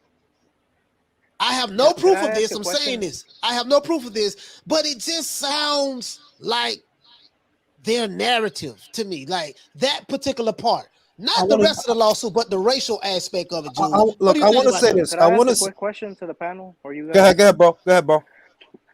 So, do you think this maybe could backfire on Terrence Crawford, and Bob Arum could counter sue him for defamation of character, because this could affect his business if you're suing somebody because let's put it this way. Let's put it this way. Let's put it this way, right? In all likelihood, the defamation of character we're seeing from Crawford to Arum, that likely won't stick. In turn, if that doesn't stick, Bob Arum has a legal precedence to countersue for defamation of character. Will he? No. Why? Because Bob Arum knows, like I know, like everybody knows, going to court is like going to the fucking dentist, bro. Nobody wants to do that. Nobody wants to have to go. They go if they have to, but you don't want to. I'm gonna sue Terrence Crawford for what? For what? For what? This case is going to be thrown he's out. Making him look like they're not even going to listen to it. I don't think they won't even listen to it. He's right. This case is going to be thrown out. I guarantee you, there's a force majeure clause in the contract that will benefit Bob Arum, saying, "Well, we couldn't get him a fight at the 2019-2020 because of COVID." And he didn't want to take a reduced purse because there was no ability to have a live gate. I mean, look, this is the part of this subject that I don't like, because everybody knows that this is a boxing channel that primarily discusses boxing, not tribalism, not the racial climate, and political issues and things like that. But there's no way to address this case without addressing that, to Malachi's point, the people who attacked Terrence Crawford hurt him more than Bob Arum ever did. When you diminish his accomplishments, when you don't give him the credit he deserves, when you don't buy his fight, if his fights aren't selling, it's not because Bob's not selling them, it's because you're not buying them. You're stealing them. Exactly. I'll put the same question out there to Bruce. Are those YouTube channels now they're going to turn their eye to Shakur Stevenson, Keyshawn Davis, Big Baby Miller? I mean, you can tell what's coming next. Can I say this real quick? Can I have the soapbox? Listen. Yesterday it was like it really caught me off guard what this lawsuit. I mean, my thing is this is like, if there was racial bias, like who benefited from it? Don't say Lomachenko. I mean, Lomachenko's like 3 weight classes below, and he never had it like a pay-per-view here in America. Never. That's what I learned from your video. And also, like, the thing that stuck out at me, what you said yesterday, is like, you can't sue Bob for racism if you can't get a fight with Errol Spence.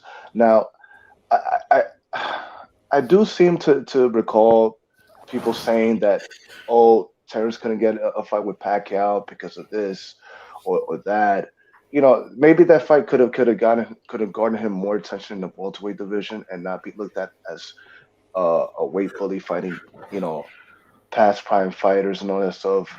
But you got to look at the colorism that's going on with the ODBC and calling, you know, Terrence Crawford top ranked Toby or calling him a coon just because his promoter happens to be white. When y'all don't even fight, you know, black fighters in their best prime. You know, y'all fight little Mexicans trying to force a narrative that blacks are better than all this fake bullshit. All right, No, for real. Let me cook. Let me cook. It's like coming from them. It's like I see what they're doing. It's not rocket science. I could see. I could read the tea leaves here. They're not really creating. They're not creating boxing. You know, Devin Haney. They're back in the LDBC. Or not? I think they're back in Devin Haney just because he's black. They're using him. First it was Wilder. Let me say this. They're using Devin Haney. Let me say this. Let Jules cook. Let him champ it. All right. What they're doing is what Al Sharpton does. And it's very painful to say that they could take an issue like racism, which is a real issue that requires solutions in America. That is just a fucking fact. They're doing what Al Sharpton did, misappropriating a real issue for the purposes of personal gain and profit. It's unfortunate, but yes, that's what they're doing. Al Sharpton is a government CI. That is a matter of public fucking record. While he's out here beating the drum, he was ratting on motherfuckers, all right? But most motherfuckers don't want to talk about that because of the cause and the culture and the thing and all the thing. That's what these channels are doing. They're misappropriating a real life issue for personal gain and profit, the same as Aki TV, the same as Dante's Boxing Nation, and the same as a lot of channels that misappropriate a real life issue so they can strike a chord with people and get in their wallet because they know that's an issue that touches a lot of people. So if you notice they're like Drew said, they're race grifting, and you never see these channels at the fights at all. That's pretty much what I'm getting into. It's like all this grifting did not build any exposure for this fight. They just made it worse. Listen. It was their side that said all that bullshit. If Crawford's problem was Bob couldn't get me Spence, then how could the people that have been advocating against Spence fighting Crawford be for Crawford? They were against Crawford. Period. And the funny thing is, Bob Arum's on camera talking about white Aryans and UFC. Bob Arum's been on camera saying derogatory remarks about white people. Yeah, that's a fact. Pretty much. And the funny thing, Bob Arum, Eddie Hearn, they're paying more higher guarantees to young black fighters than the PBC. And let's talk about Bubu Andrade. Bubu Andrade hasn't got any fights. He can't get the top fight. So what, is he gonna go now put a case on Eddie Hearn saying that he's been racist to him and he can't get any fights because he's black? You know Eddie Hearn gives slave contracts according to the PBC, you know. Yeah, that's why Brolin, that's why Bob told Brolin the same thing all to that Primo. Kid, you can't sell. You're not gonna all that cultural narrative. I think all that stuff that they said about Terrence Crawford, I think that shit got to him. Jules, I'm gonna say this. I'm gonna say this to the panel. I get the playbook they're operating from. I get it. Trust me. The two men who raised me, taught me into this stuff. They're from New York, Harlem. You know, Minister Kareem Abdul-Muhammad and Captain Sam Muhammad. You know, my grandfather, my uncle. They taught me well. I get the playbook. You know what I mean? But it's like Jules said, and I say this time and time again. We have real issues, and everything is not racial. Stop making boxing issues racial issues. Thank you. Stop making, everything isn't black and white. Stop making boxing issues racial issues. You have a lot of stuff that Don King has done. These same guys attacked a dark-skinned black man from Omaha, Nebraska. You called them some of the racist names known to man, and then so you're just going to ignore all of that. They attacked Andre Ward. They attacked Andre Ward for being mixed race. I get called coon Uncle Tom Seller. I ain't got no problem with that. That comes to territory. But what I'm saying is, I like the hypocrisy. If you didn't have a double standard, you wouldn't have a standard at all. That's all I got to say. Now, I'm going to say this. There are plenty of examples of racism in day-to-day life that I've seen that are obvious. All right, when you train a guy, I knew a guy. He was a very experienced guy. Should have been being paid more money for how experienced and his role in that company. And instead of giving him a raise and paying him more money, what they had him do was train his successor, who happened to be yada yada yada. Right? I see that. I see what I like. So you're not going to give him the position, even though he wants it. You're going to give it to. You're going to have him train. Yeah. All right. That. Okay. There. Yeah. I see it. All right. This situation with Bob. No, that's bullshit. You're misappropriating a real issue so that you can gain from it. Because the truth is, at that level, the only color that matters is green. All right. Thanks. And this is like, and to add green. to that, this is millionaires fighting uber millionaires. And if Terrence Crawford don't have any evidence, like Donald Sterling with the Clippers, it's gonna get thrown out. Yeah. The irony is that most of these dudes on that side, they really don't have a class analysis about boxing. No, they really don't. They have, it's mostly just culture war narratives, all this bullshit that I think it's just limiting the exposure of the sport, and it's ruining and it's pretty much creating a negative vibe in the fan base. So that's their fault. The forces of nature. Hold on. The forces of nature, good, evil, equal and opposing forces. You can make a lot of money being evil. You can make a lot of money being good. They choose to be evil, period, because they're doing with this sort of the angle that they took with Larry Holmes and Jerry Cooney. Larry Holmes didn't hate Jerry Cooney. Jerry Cooney didn't hate Larry Holmes. They used that vitriol and that cultural climate to sell that fight. That is evil. You're creating division. They did it with Wilder Fury. Don King did that. That's the Don King play. Tried it. He did that. He that was his whole idea. I have a document. I have the receipts. He the one. That was his whole idea with Jerry Cooney. Now that is. Let me say this real quick. These YouTube content creators basically benefited from the YouTube algorithm because their videos got a lot of views, right? Oh yeah. But what's gonna happen is they're gonna go on a scrubbing deal where they're gonna scrub all those content with all the shit they said about Top Rank and Terrence Crawford. They better get to it, bro, because I'm gonna get receipts. Yeah. All those times. I've seen so much to where I'm in a different place with what I want to do moving forward that demo that abides by that school of thought isn't so much as a spec in the world of boxing. What do I mean by that? Unless you represent dollars and cents, you don't represent anything. So when you sit there and have an hour-long argument about fights you're not going to buy, bro, I don't need to talk to you. I'm sorry. I don't need to talk to you. I don't need to debate, argue. No. You don't represent anything because nothing is free in life. And you want boxing and the hard labor of the athletes to be free to you. You literally want that to be free. You don't want to pay. When Crawford fought Sean Porter, who you asked him to fight in 2019, did you buy the fight? If you didn't, I don't need to talk to you. I don't, because I'm trying to appeal to the actual consumers of boxing so we can grow the sport of boxing. I don't need to talk to a guy that don't spend no money on, because I spend money every fucking month on boxing. I got a DAZN annual subscription, right? Was there any DAZN content this month? No. Am I going to stop subscribing? No. I need my DAZN subscription for next month. You understand? There's people putting forward money so that the sport can thrive. There are people giving to the sport, and there are people who are taking from the sport. The people that wanted to call Terrence Crawford names and racial epithets and not buy his fight, you demanded that he fight Sean Porter first to earn a Spence fight. He does that, you don't buy the fight, and you still advocate against the Spence fight. Okay, first and foremost, I don't want to talk to you, but because you don't represent financial dollars and cents and value in boxing, I also don't need to talk to you. So I won't talk to you. They're not worth listening to at all. The only place you exist is YouTube. You don't exist in the metrics. Showtime's metrics, Fox's metrics, DAZN's metrics, ESPN. You don't exist there. And that's where we're operating. But you don't exist there. So I don't need you.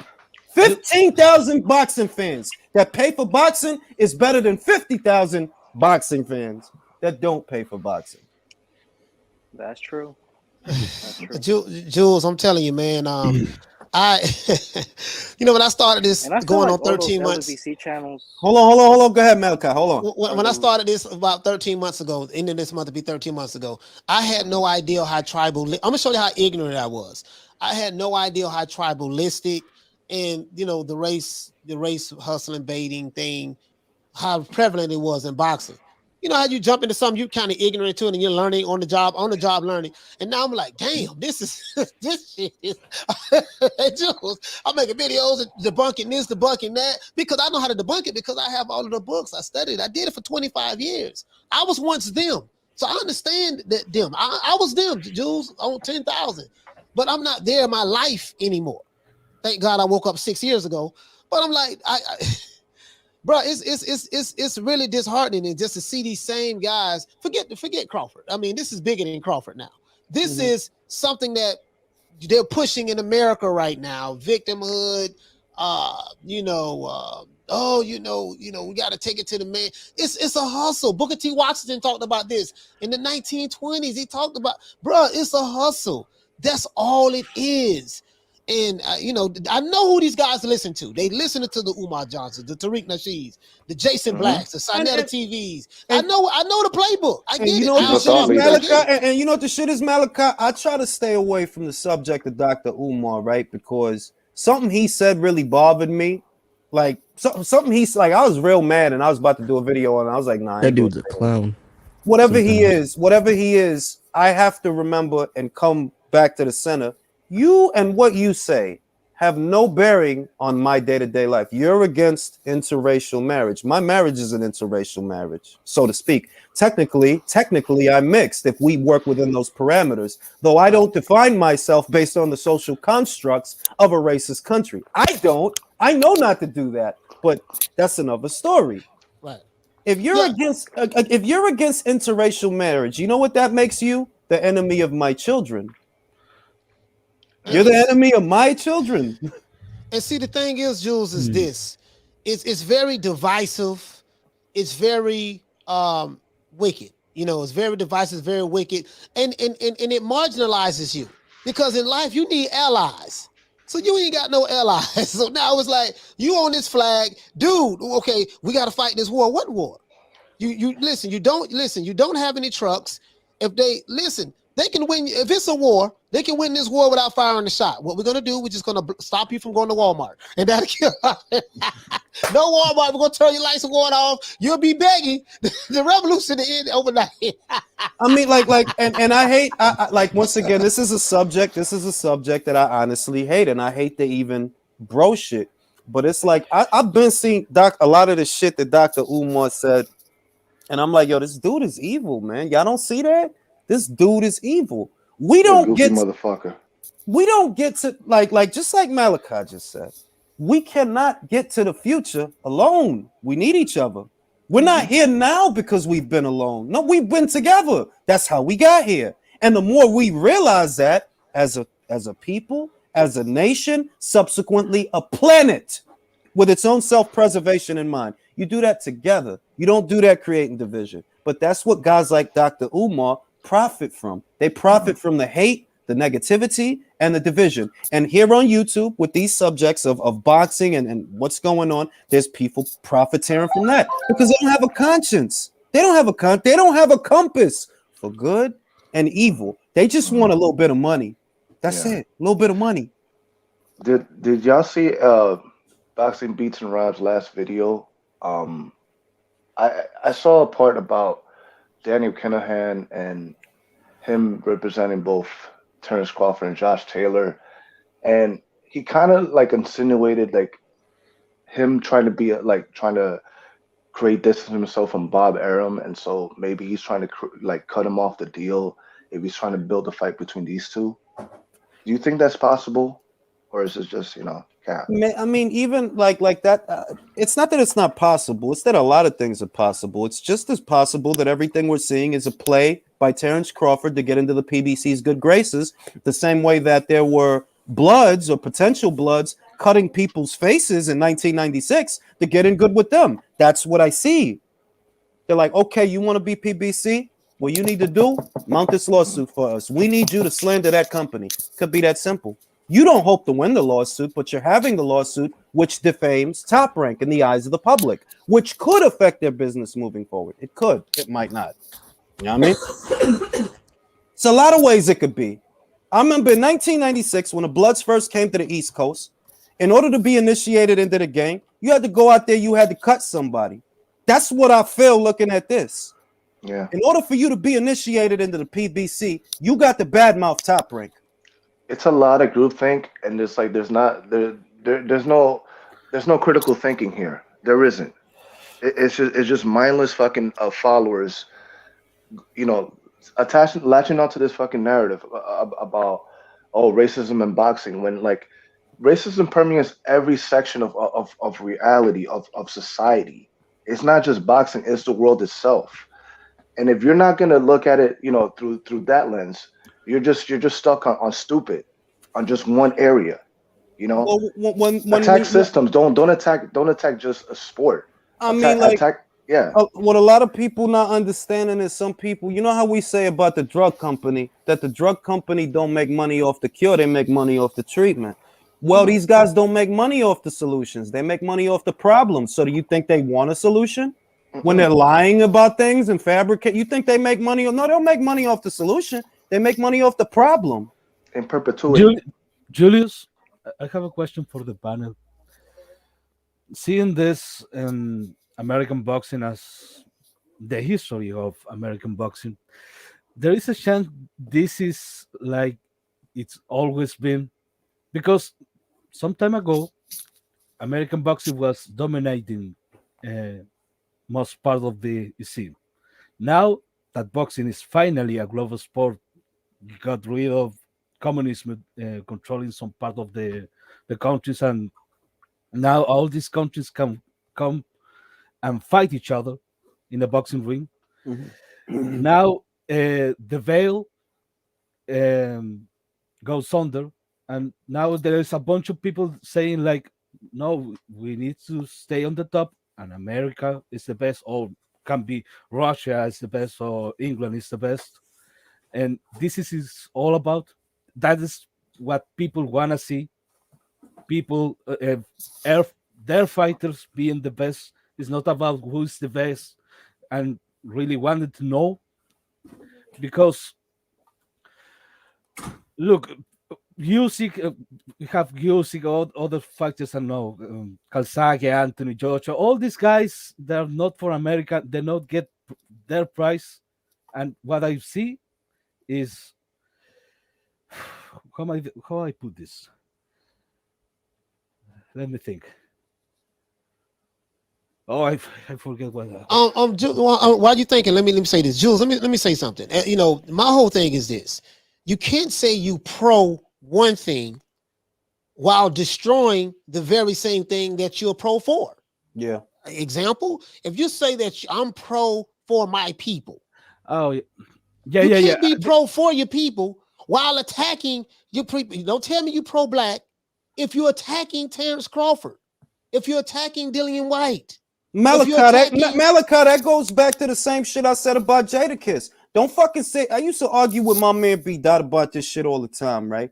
Don't fucking tell me that you think he's the greatest since sliced bread and you bought the bootleg and I went to Virgin and bought the record. You don't think he's shit because you because I told you that's that fake love. Oh, okay. Go ahead, Julius. Now, this is go ahead, Jude. There is a chance that, let's say America, North America, the United States of America, never liked boxing really. It's just boxing feeding the tribalism always present in the United States of America. Because what I always see in the social media, everywhere I go, it's not about the real boxing, the issues of who beats who is stronger, who is faster, who has better technique. Is my fighter able to beat your fighter? I'll say this, Leo. The way I look at it is the sport has evolved. The way sport is viewed and what sport is. I believe that boxing, there was a time where it thrived under those kinds of harsh political and racial conditions because boxing is the ultimate microcosm for life. However, sport has evolved, concepts have evolved, human thought has evolved. So it's not hard to believe that sometimes right now, I'm not watching Usyk because I identify with Usyk. I don't identify with Usyk. He's from the fucking Ukraine. I have no fucking idea what it's like to live in the Ukraine. I don't identify with Naoya Inoue. I'm not from fucking Japan. I don't weigh 118 pounds. I haven't weighed that since I don't even know. You know what I mean? Like, I don't identify with fucking Manny Pacquiao. I'm not from the fucking Philippines. I'm just watching a capable athlete who is talented. If that athlete is from Omaha, Nebraska, or Manila in the Philippines, it doesn't matter. I'm just watching an athlete. But America's roots are America's roots. And unfortunately, that kind of thought is embedded into its culture. You're not going to find a lot of people in America that don't harbor those kinds of sentiments in some capacity. That's the problem. America's not getting better. Hold on. America's not getting better as a country. It's getting worse. It's getting worse as far as the consciousness of the people and how we should view each other. You know the reason why? Well, that goes to my point. You know the reason why? Going to that trip in London, you get asked so much about being American that it's just like America is the ghetto of the superpowers. Yeah. Of any country with a nuclear deterrent, Americans are last in any consciousness in terms of education, reading comprehension. It is the first world ghetto. Yeah. Where the society is dumbed down by design. Yeah. You got all these people xenophobic, and you got people buying into this American nationalism against foreigners that look like them, but then turn around and say this country is against them. Which doesn't make sense. Because this country's roots are anywhere from China to Africa. Because who built this country? Who built this country? Who was here putting those railroads together? Who was here putting those railroads together? And if we go further, every empire has a top group and a marginalized group. That's human fucking nature. Yeah. When the Moors conquered Europe, they were black. So the Europeans that came over here and learned that playbook learned it from fucking black Moors. Yeah. But that's the history of this country now, where people don't do the due diligence to have scholarly conversations. Look, there's a experiment that was conducted that was called, I believe, the 25th World. And if you read about it, I advise everybody on this panel to read about it. You're not going to like it because that's what's happening. Everybody should read about the 25th World, and you'll see, and you'll get it. You'll get it because that's what's going on. Julius, as a representation of as a representative of the aliens races out there, is that why you guys haven't visited us on Earth? Well, I mean, in all seriousness, you're an alien, Jules. In all seriousness, if an advanced alien race that can achieve space travel were to travel to Earth and look at the way that Earthlings behave, what you must ask yourself first is, okay, what is the state of their society that they have a society that has mastered traveling through space? You have to imagine that this is an advanced culture. You also have to imagine that they got there together because they can't get there apart. The planet will die if you stand apart. The planet will flourish if you work together. So it's either advanced intelligences don't talk to us because we're not intelligent enough to talk to them. You know what I mean? It's either Sawab, if you a smart guy, right, Sawab, are you gonna talk to a fucking idiot? Or are you gonna? I invited that fucking idiot, Bruce Wayne. I invited him. I said, either come make a live, we'll come, we'll have a discussion. Don't just screenshot a comment and go make a 20 minutes video on it. Come have a debate like a man to man.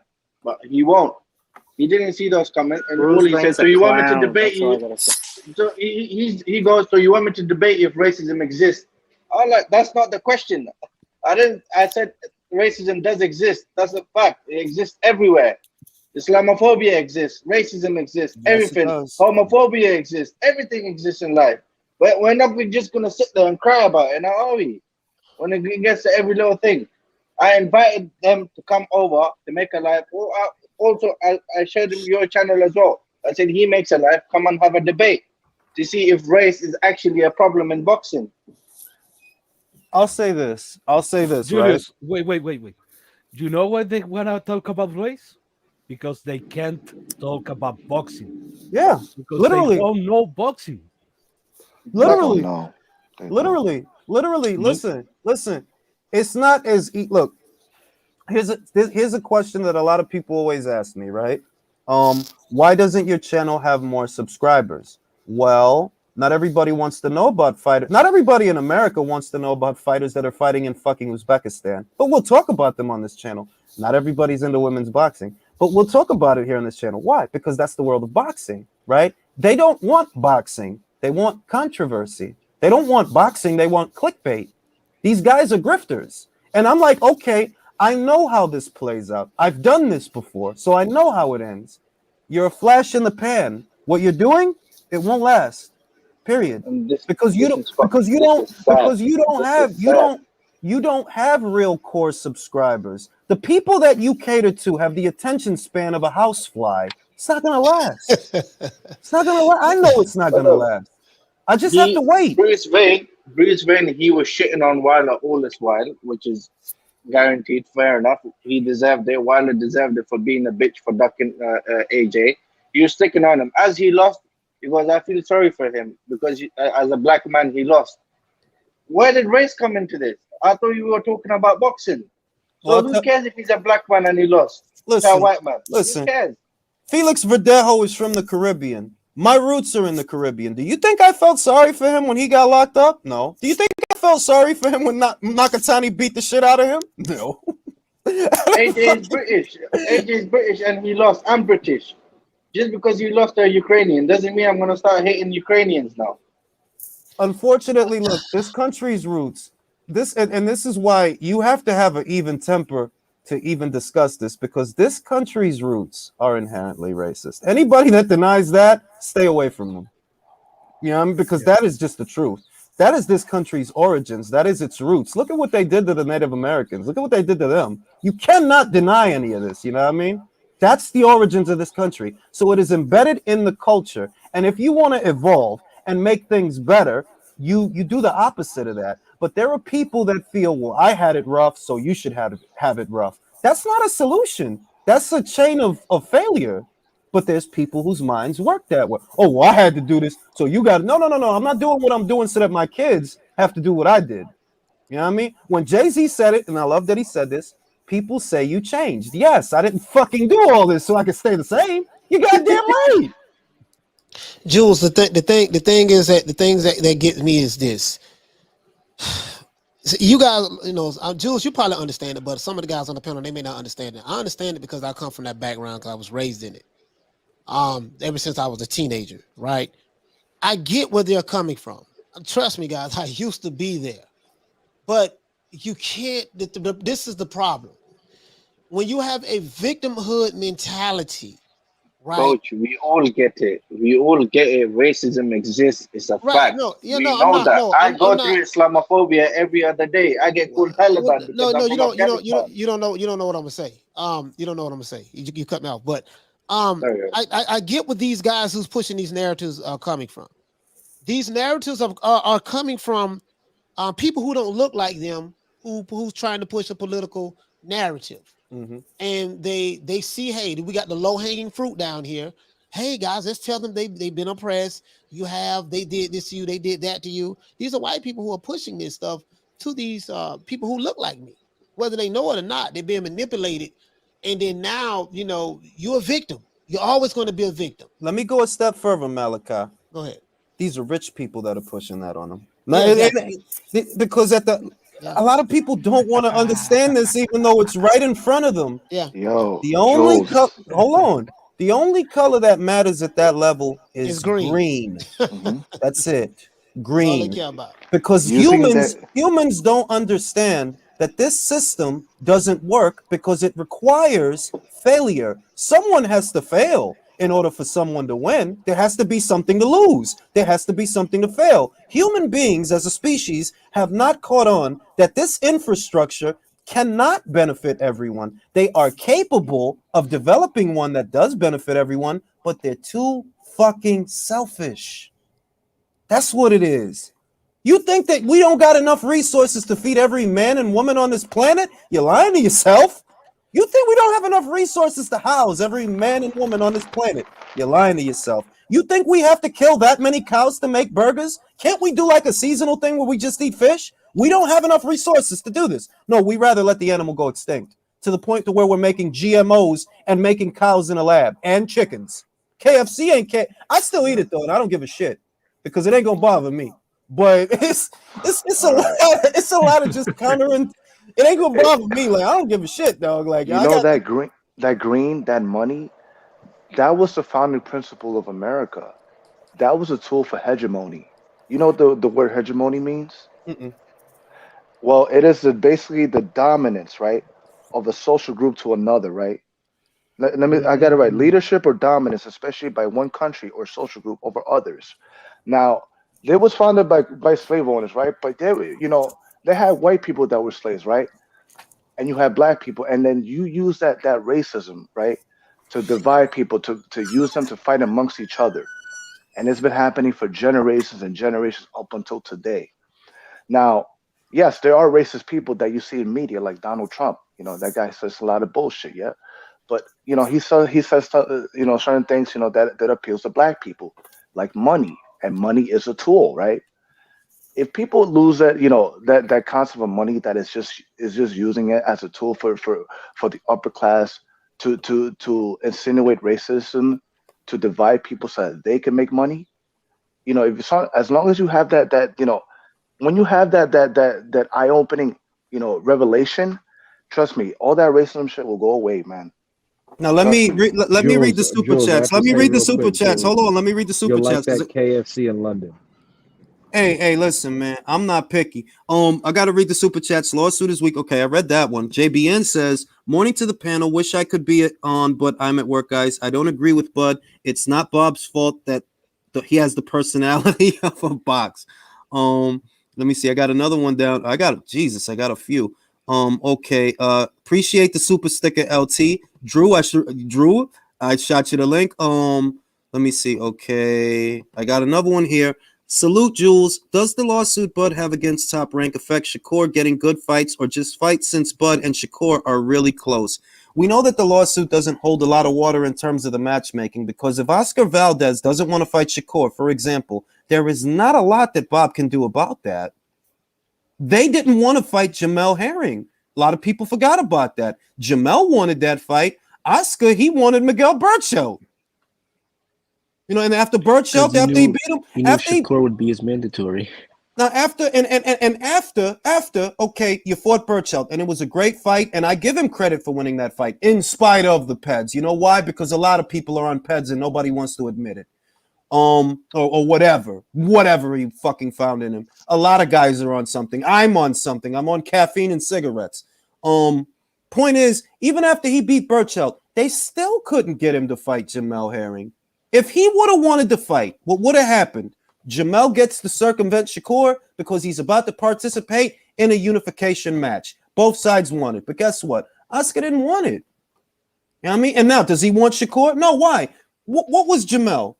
Statuesque southpaw with long extremities. What's Shakur? A statuesque southpaw with long extremities who's also an Olympian and younger. You think Oscar don't bro? I'll be surprised if Oscar ever fights that man, and if he does, it'll be a last resort. So it's not about Shakur's matchmaking being effective. The matchmaking really does boil down to a lot of times the manager and the fighter. Look at Joseph Parker. You know what I mean? If he doesn't want to fight Hrgovic, that ain't Eddie's fault. That's Joe that don't like. Joseph and David Higgins don't want that fight. Eddie can't do nothing about that. Luis Puente says, would going to DAZN even do Crawford any good? Easy answer, no, because going to DAZN going to get him the Spence fight? No. So gonna get him when Canelo was, with the zone and all of that. Was Caleb Plant willing to cross the street to do the fight? No. And that was Canelo Alvarez. You couldn't get this guy to cross the street for Canelo. It was either it happens on Fox or it happens on Showtime or PBC, I should say, or it doesn't happen. And Canelo did what he had to do to make it happen. George says Wilder versus Fury was the most one-sided set of fights since Willie Pep and Sandy Sadler, because Pep barely won the second fight. It's a one-sided trilogy if I've ever seen one. Charles Martin walked this earth like a god. They did less than that. They did less than 25,000, according to what Rick Laser said. I figure whatever numbers out there, take 5,000 or 10,000 off the top, because there's no fucking way. Everybody's licking their wounds. Aaron S. Baker says, to Crawford's team's understandings, they were guaranteed 2 fights per year. Top Rank tried to pull a DAZN to freeze Crawford to stop from losing money. Well, let's say this. I saw what the article said. It referenced 2 fights that he didn't have in 2019. I didn't see a reference to 2020 or 2021, highlighting that they wanted 2 fights a year those years also. I only saw a reference to 2019. My interpretation of that is they didn't want to fight 2 times in 2020 because the pandemic was raging. A lot of guys didn't get out there. Guys like Crawford didn't get out there 2 times in 2020. Like Emmanuel Navarrete, I think he fought 2 times. I think he did. I think Shakur did too. But the top earning guys, they didn't fight but once. Crawford fought once. Anthony Joshua fought once. Vasyl Lomachenko fought once. Teofimo Lopez, he only fought once. Tyson Fury only fought once, and that was before the pandemic shut everything down. The top earning guys only fought once. Canelo only. But is that racism though? No. This is what I'm saying. No, that's pandemic. That's the pandemic. New Country says, good morning, fellas. That was a bad move on Bud's part because he has no case. There are other factors involved in Crawford not getting fights. If Bob was racist, he never would have invested in Bud, in the first place. Yeah, he's not going to win that. And not that one. The other thing is you have to entertain the other side of the argument to see all angles of it. Maybe Bob is racist. Does that mean Bob wants to lose money? No. Was he invested in Terrence Crawford's career? Yes. Didn't he just give Terrence Crawford? Didn't he just put out $10 million of Top Rank's own money and guaranteed purses for Sean Porter? Yes, he did. That's what the court documents show. So do you think he wants to lose that $10 million? How many of that $10 million do you think he wants to go away and evaporate into the air? Because I gather that he doesn't want to lose any money. Terrence Crawford's success is Top Rank's success. So no, they don't want him to fail. But if he's failing, it's out of their hands. Julius, this is the thing about the tribalism, and I think you say it right. It's about the fans, because PBC, all these guys are profiting of this tribalism, about this supposed racism. Okay, that's a fact. But if you go that far, like you can say, Jermell Charlo is being dogged by Canelo. Canelo doesn't fight black fighters. But the other guys say, but we offered the fight to Jermell Charlo some time ago. And the other guys say, but Canelo doesn't fight with black fighters. And people believe it. Yeah. Either way. So they don't want to know the facts. They want to hear what they want to hear. And the reason, Leo, that I said earlier, that I do not want to waste time on those guys and those narratives is because the guys that opt to listen to those narratives represent absolute zero to the actual sport of boxing. You are not a consumer of boxing. This is a boxing channel for consumers of boxing. I am a consumer of boxing. Every single month, every single year, I spend money to see the sport. If the people that opt for those narratives do not represent a value, if they represent absolute zero to boxing as a market and as a sport, well, I don't need to talk to you. You will bring me nothing. So that's why I don't even like broaching this up. If this wasn't in the news, this subject matter, I wouldn't be going over it. Y'all know this channel. Focus on boxing and boxing. and what relates to boxing. That's why when Broner was up there talking to that judge, I didn't make a video about that. What the fuck does that have to do with boxing? He's always in some shit. I stopped doing that. Like if the guy got a case, I'm like, well, what difference does it make? I did the Aftandel Kersidze case and the Davis car accident because they were talking about he might get 14 years in prison. I'll talk about it to the extent of boxing because this is a boxing channel. But after a while, it stops feeling about boxing if you keep doing it. Like, all right, he got another case. Well, he got another case. All right, but I don't even watch his fights anymore. Why am I talking about him? I didn't watch, I didn't watch Broner versus Santiago. So I'm like, why am I going? Unless it somehow relates to the sport moving forward, it's not even a reason for me to talk about it. The thing that makes me laugh about this whole case, Jules, and like Coach comes from a marketing background. I come from a theater and accounting background. My degrees are in accounting, master's degree in accounting, and undergrad in theater. And the notion that they say Top Rank did not build him into a pay-per-view star when it's not their job to promote anything other than his boxing events. It's Terrence Crawford's job and his marketing team and his manager and all that other stuff that's goes into building a celebrity. That's their job. That's where Terrence Crawford has to come out of pocket. Now, everybody knows that Mike Coppinger's sources, quite eerily, did not give him a set of numbers for the Gervonta Davis versus Isaac Cruz fight, right? If they did, he didn't publish it. So what if the numbers for Gervonta Davis versus Isaac Cruz are in the same neighborhood as Terrence Crawford and Sean Porter? What if? What would that then say about Mayweather Promotions? Where you say Top Rank did not build Terrence Crawford into a pay-per-view fighter because he only sold 130,000 pay-per-views, right? What if Davis only sold 140,000 pay-per-views or less? Because I don't believe for a second, I don't, that 100,000, really? That fight? Yeah.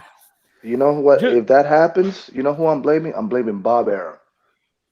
If Bob Arum is responsible for that, who is responsible for Davis versus Cruz? Who's responsible for Martin versus Ortiz? Well, Al Heyman, because he's racist. When they don't like to bring up the publicist for all the PBC fighters is a white lady, and the money managers are white guys. But we don't. No, we don't talk about Tom Brown because Tom Brown is clearly a black man. Hey, Jules. I don't know if you heard my show. I asked Rick Glaze. I said, listen, I don't understand, man. I don't debunk this. PBC is a white-owned company with a black face. Yeah. Al Heyman is just the face of it. But whoever put them $500 million up, Waddell and Reed, who got bought out by Macquarie, a company out of Australia, they are the ones who own you. They didn't give you $500 million. They say, "Oh, you my dog. This is for the cause." No. They are the ones who own you. PBC. Listen. And what happened with that coach is Malachi, they knew PBC was going to get bought out, so they brought Al Heyman in, and that dude that once he gave the money to Al Heyman, he resigned from Waddell and Reed, went to go work for PBC, and the PBC is supposed to fail so they can keep that money that they don't got to pay back. Bingo. That's why all these shows are on pay-per-view now. Because Al Heyman's getting a cut for managing the fund that he don't have to turn. If he don't turn a profit, Waddell and Reed loses that money. Go ahead, Virtuoso. Julius? Yeah. Julius, let me ask you a question. What saved PVC from being the most shitty-ass promotional company of all time? There's one person. Okay. Who saved him? Floyd Mayweather. Because Floyd Mayweather, we can talk about his character, how he moves, but most people can say that if there is someone that knows about boxing, it's Floyd Mayweather. Mm-hmm. So when Floyd Mayweather says Gervonta Davis is the truth, oh yeah, it must be the truth because it's Floyd Mayweather that is saying. When Floyd Mayweather says, I sparred with Spence and he gave me really good goal. Oh, Spence must be really, really good. I must see him. And that's the only way I can see really making those kind of pay-per-view numbers. Well, let's say this. Let's say this. Look. When Al Heyman sat in with Lou DiBella and Deontay Wilder at the DAZN offices to, listen, because they didn't go there with the intention of accepting anything. That much is obvious. And that's what the leaked source said, that it felt like they were just going to reject whatever they offered them. That's what the source said. The source also said that whose name came up, Leo, when they were in that meeting? Whose name? I can imagine. What name? Floyd Mayweather. Oh. What did he say? Oh, that's Mayweather camp money. Oh, Mayweather camp money. Okay. So you turned down $100 million so you could go on to get your ass beat by Tyson Fury for $30 million, which then became $20 million, if not less than that, because you lost the third fight also.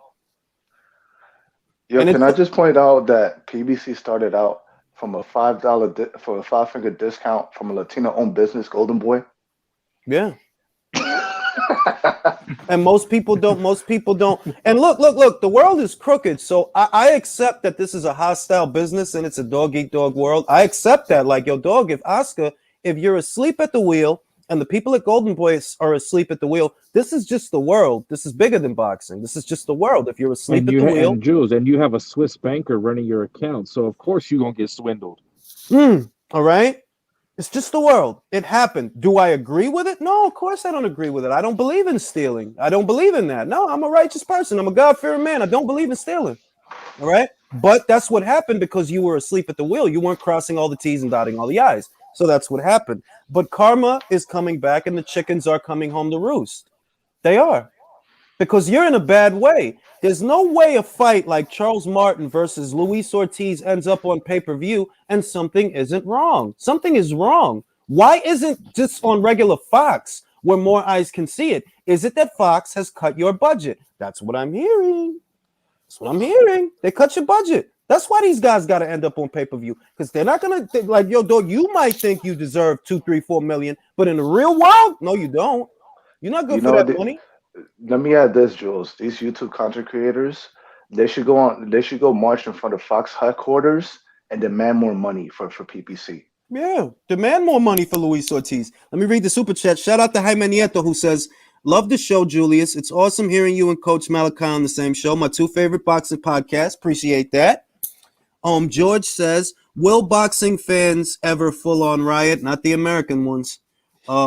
America has become overrun with virtue signaling. The Canelo doesn't fight black fighters narrative is entirely hypocritical when what black fighters do Tank and Jamal fight? I reiterate, DAZN was willing to pay Gervonta Davis. Thank you. Hey, let me go in. $8 million. Tevin Farmer. Fucking Vane always says Canelo has ducked black fighters.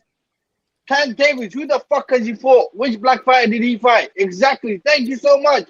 I've been waiting for this. Isaac Cruz. Bruce Vane says, let me go. Bruce Vane says Tank is the number one American star, pay-per-view fucking star. Because the reason why he doesn't fight people or fight those people because he's going the money route. What fucking money route? What money route? 5K videos.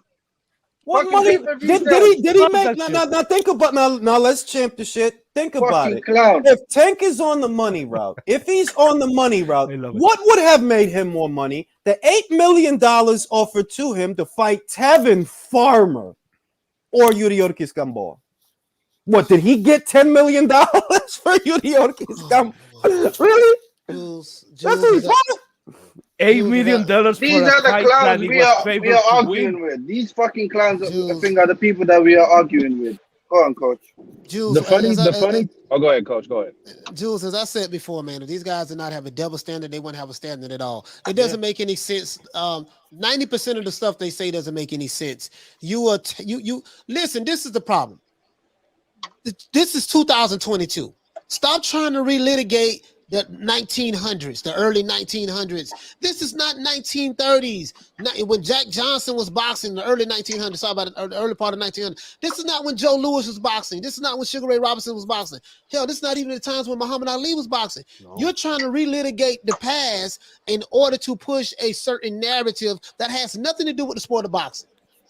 And the idea for starters, somebody tells me, and if anybody ever says this to me, I'll shoot it down immediately. What, black boxers don't sell? Bullshit, black boxers don't sell. Who's Mike Tyson? Who's Floyd Mayweather? Who's Roy Jones? The fuck? No, black boxers sell. And you can put two black American boxers in the ring and make money. How do I know? Floyd Mayweather versus Shane Mosley. Not all Floyd's fights were against Latino fighters, you know. He fought Shane Mosley after Shane battered Margarito. And that pay-per-view sold 1 million pay-per-views. So these narratives are false. It is not necessary for Gervonta Davis to fight Latino fighters exclusively to make money. That's bullshit. He could have fought Tevin Farmer and made 8 in a one-off in a fight that he would have won. And they didn't let him do it. I have to say this about the PBC and Al. Like, I know I was one of them. Jules was one of them. From the gate, we was calling it a Ponzi scheme. Yeah. Because all Al Heyman does is try to corporate raid anything he can. He did it with Golden Boy. He found a loophole with Waddell and Reed. And it was always the intent to take that $500 million. Because the fighters themselves never fought on a schedule to build themselves up into marquee attractions. They were happy with their 1 to 2 fights a year. And Drew, you tell me, how the fuck could you have blown $500 million on those fights? You blew what did you pay? You blew it on the 2 corporate jets you bought and the money you're taking. So think about the fights that were happening, Drew. If I'm being a conservative forensic accountant, off that $500-600 million, I'm guaranteeing you Heyman pocketed with his boy that gave him the money at least half of that. Yes. So $250 million. Yes. Because think about the fights that they were putting on at that time and what the operational costs for those fights would have been. What are we talking about? Jacobs versus Mora? What? Peter Quillen versus what? What and Danny then Jules, Garcia? On top of that, the clause that he gets to reinvest the fighters' purses and put them on fucking stipends. Yo, dog, it's evil shit going on, right? And these people is so sheep, they can't see the forest for the trees. Devin Haney is a young entrepreneur, right? Let's call him what he is. He's a successful, rich, young black man, right? He makes very good money. Leonard Ellaby acknowledges this. What does Leonard Ellaby say about his fellow black man? We wouldn't pay him that much. Why not? Yeah, that's exactly what he said. So we can't address that because it doesn't fit the narrative. That doesn't, like, if you were about elevating and growing and expanding, you telling me that Devin Haney got to take a pay cut for y'all to do the fight? And if we go even further, we know Al Heyman loves paying the Mexican fighters in full. He doesn't put Chavez or Leo or Abner Mares on stipends. And this is why I say that Al Heyman might be a genius at swindling people out of money, but he's not a boxing guy because he thinks that the only way to make money is to pursue a Latino demographic. That's bullshit. That's bullshit. You could have made, you don't tell me I can't sell. I could sell a goddamn fight. Hold on. That's because now that you mention Canelo, the Latinos. Now that you mention Canelo, how is Bob racist when Al Heyman gave Canelo $40 million more than any other fighter in the fucking promotion?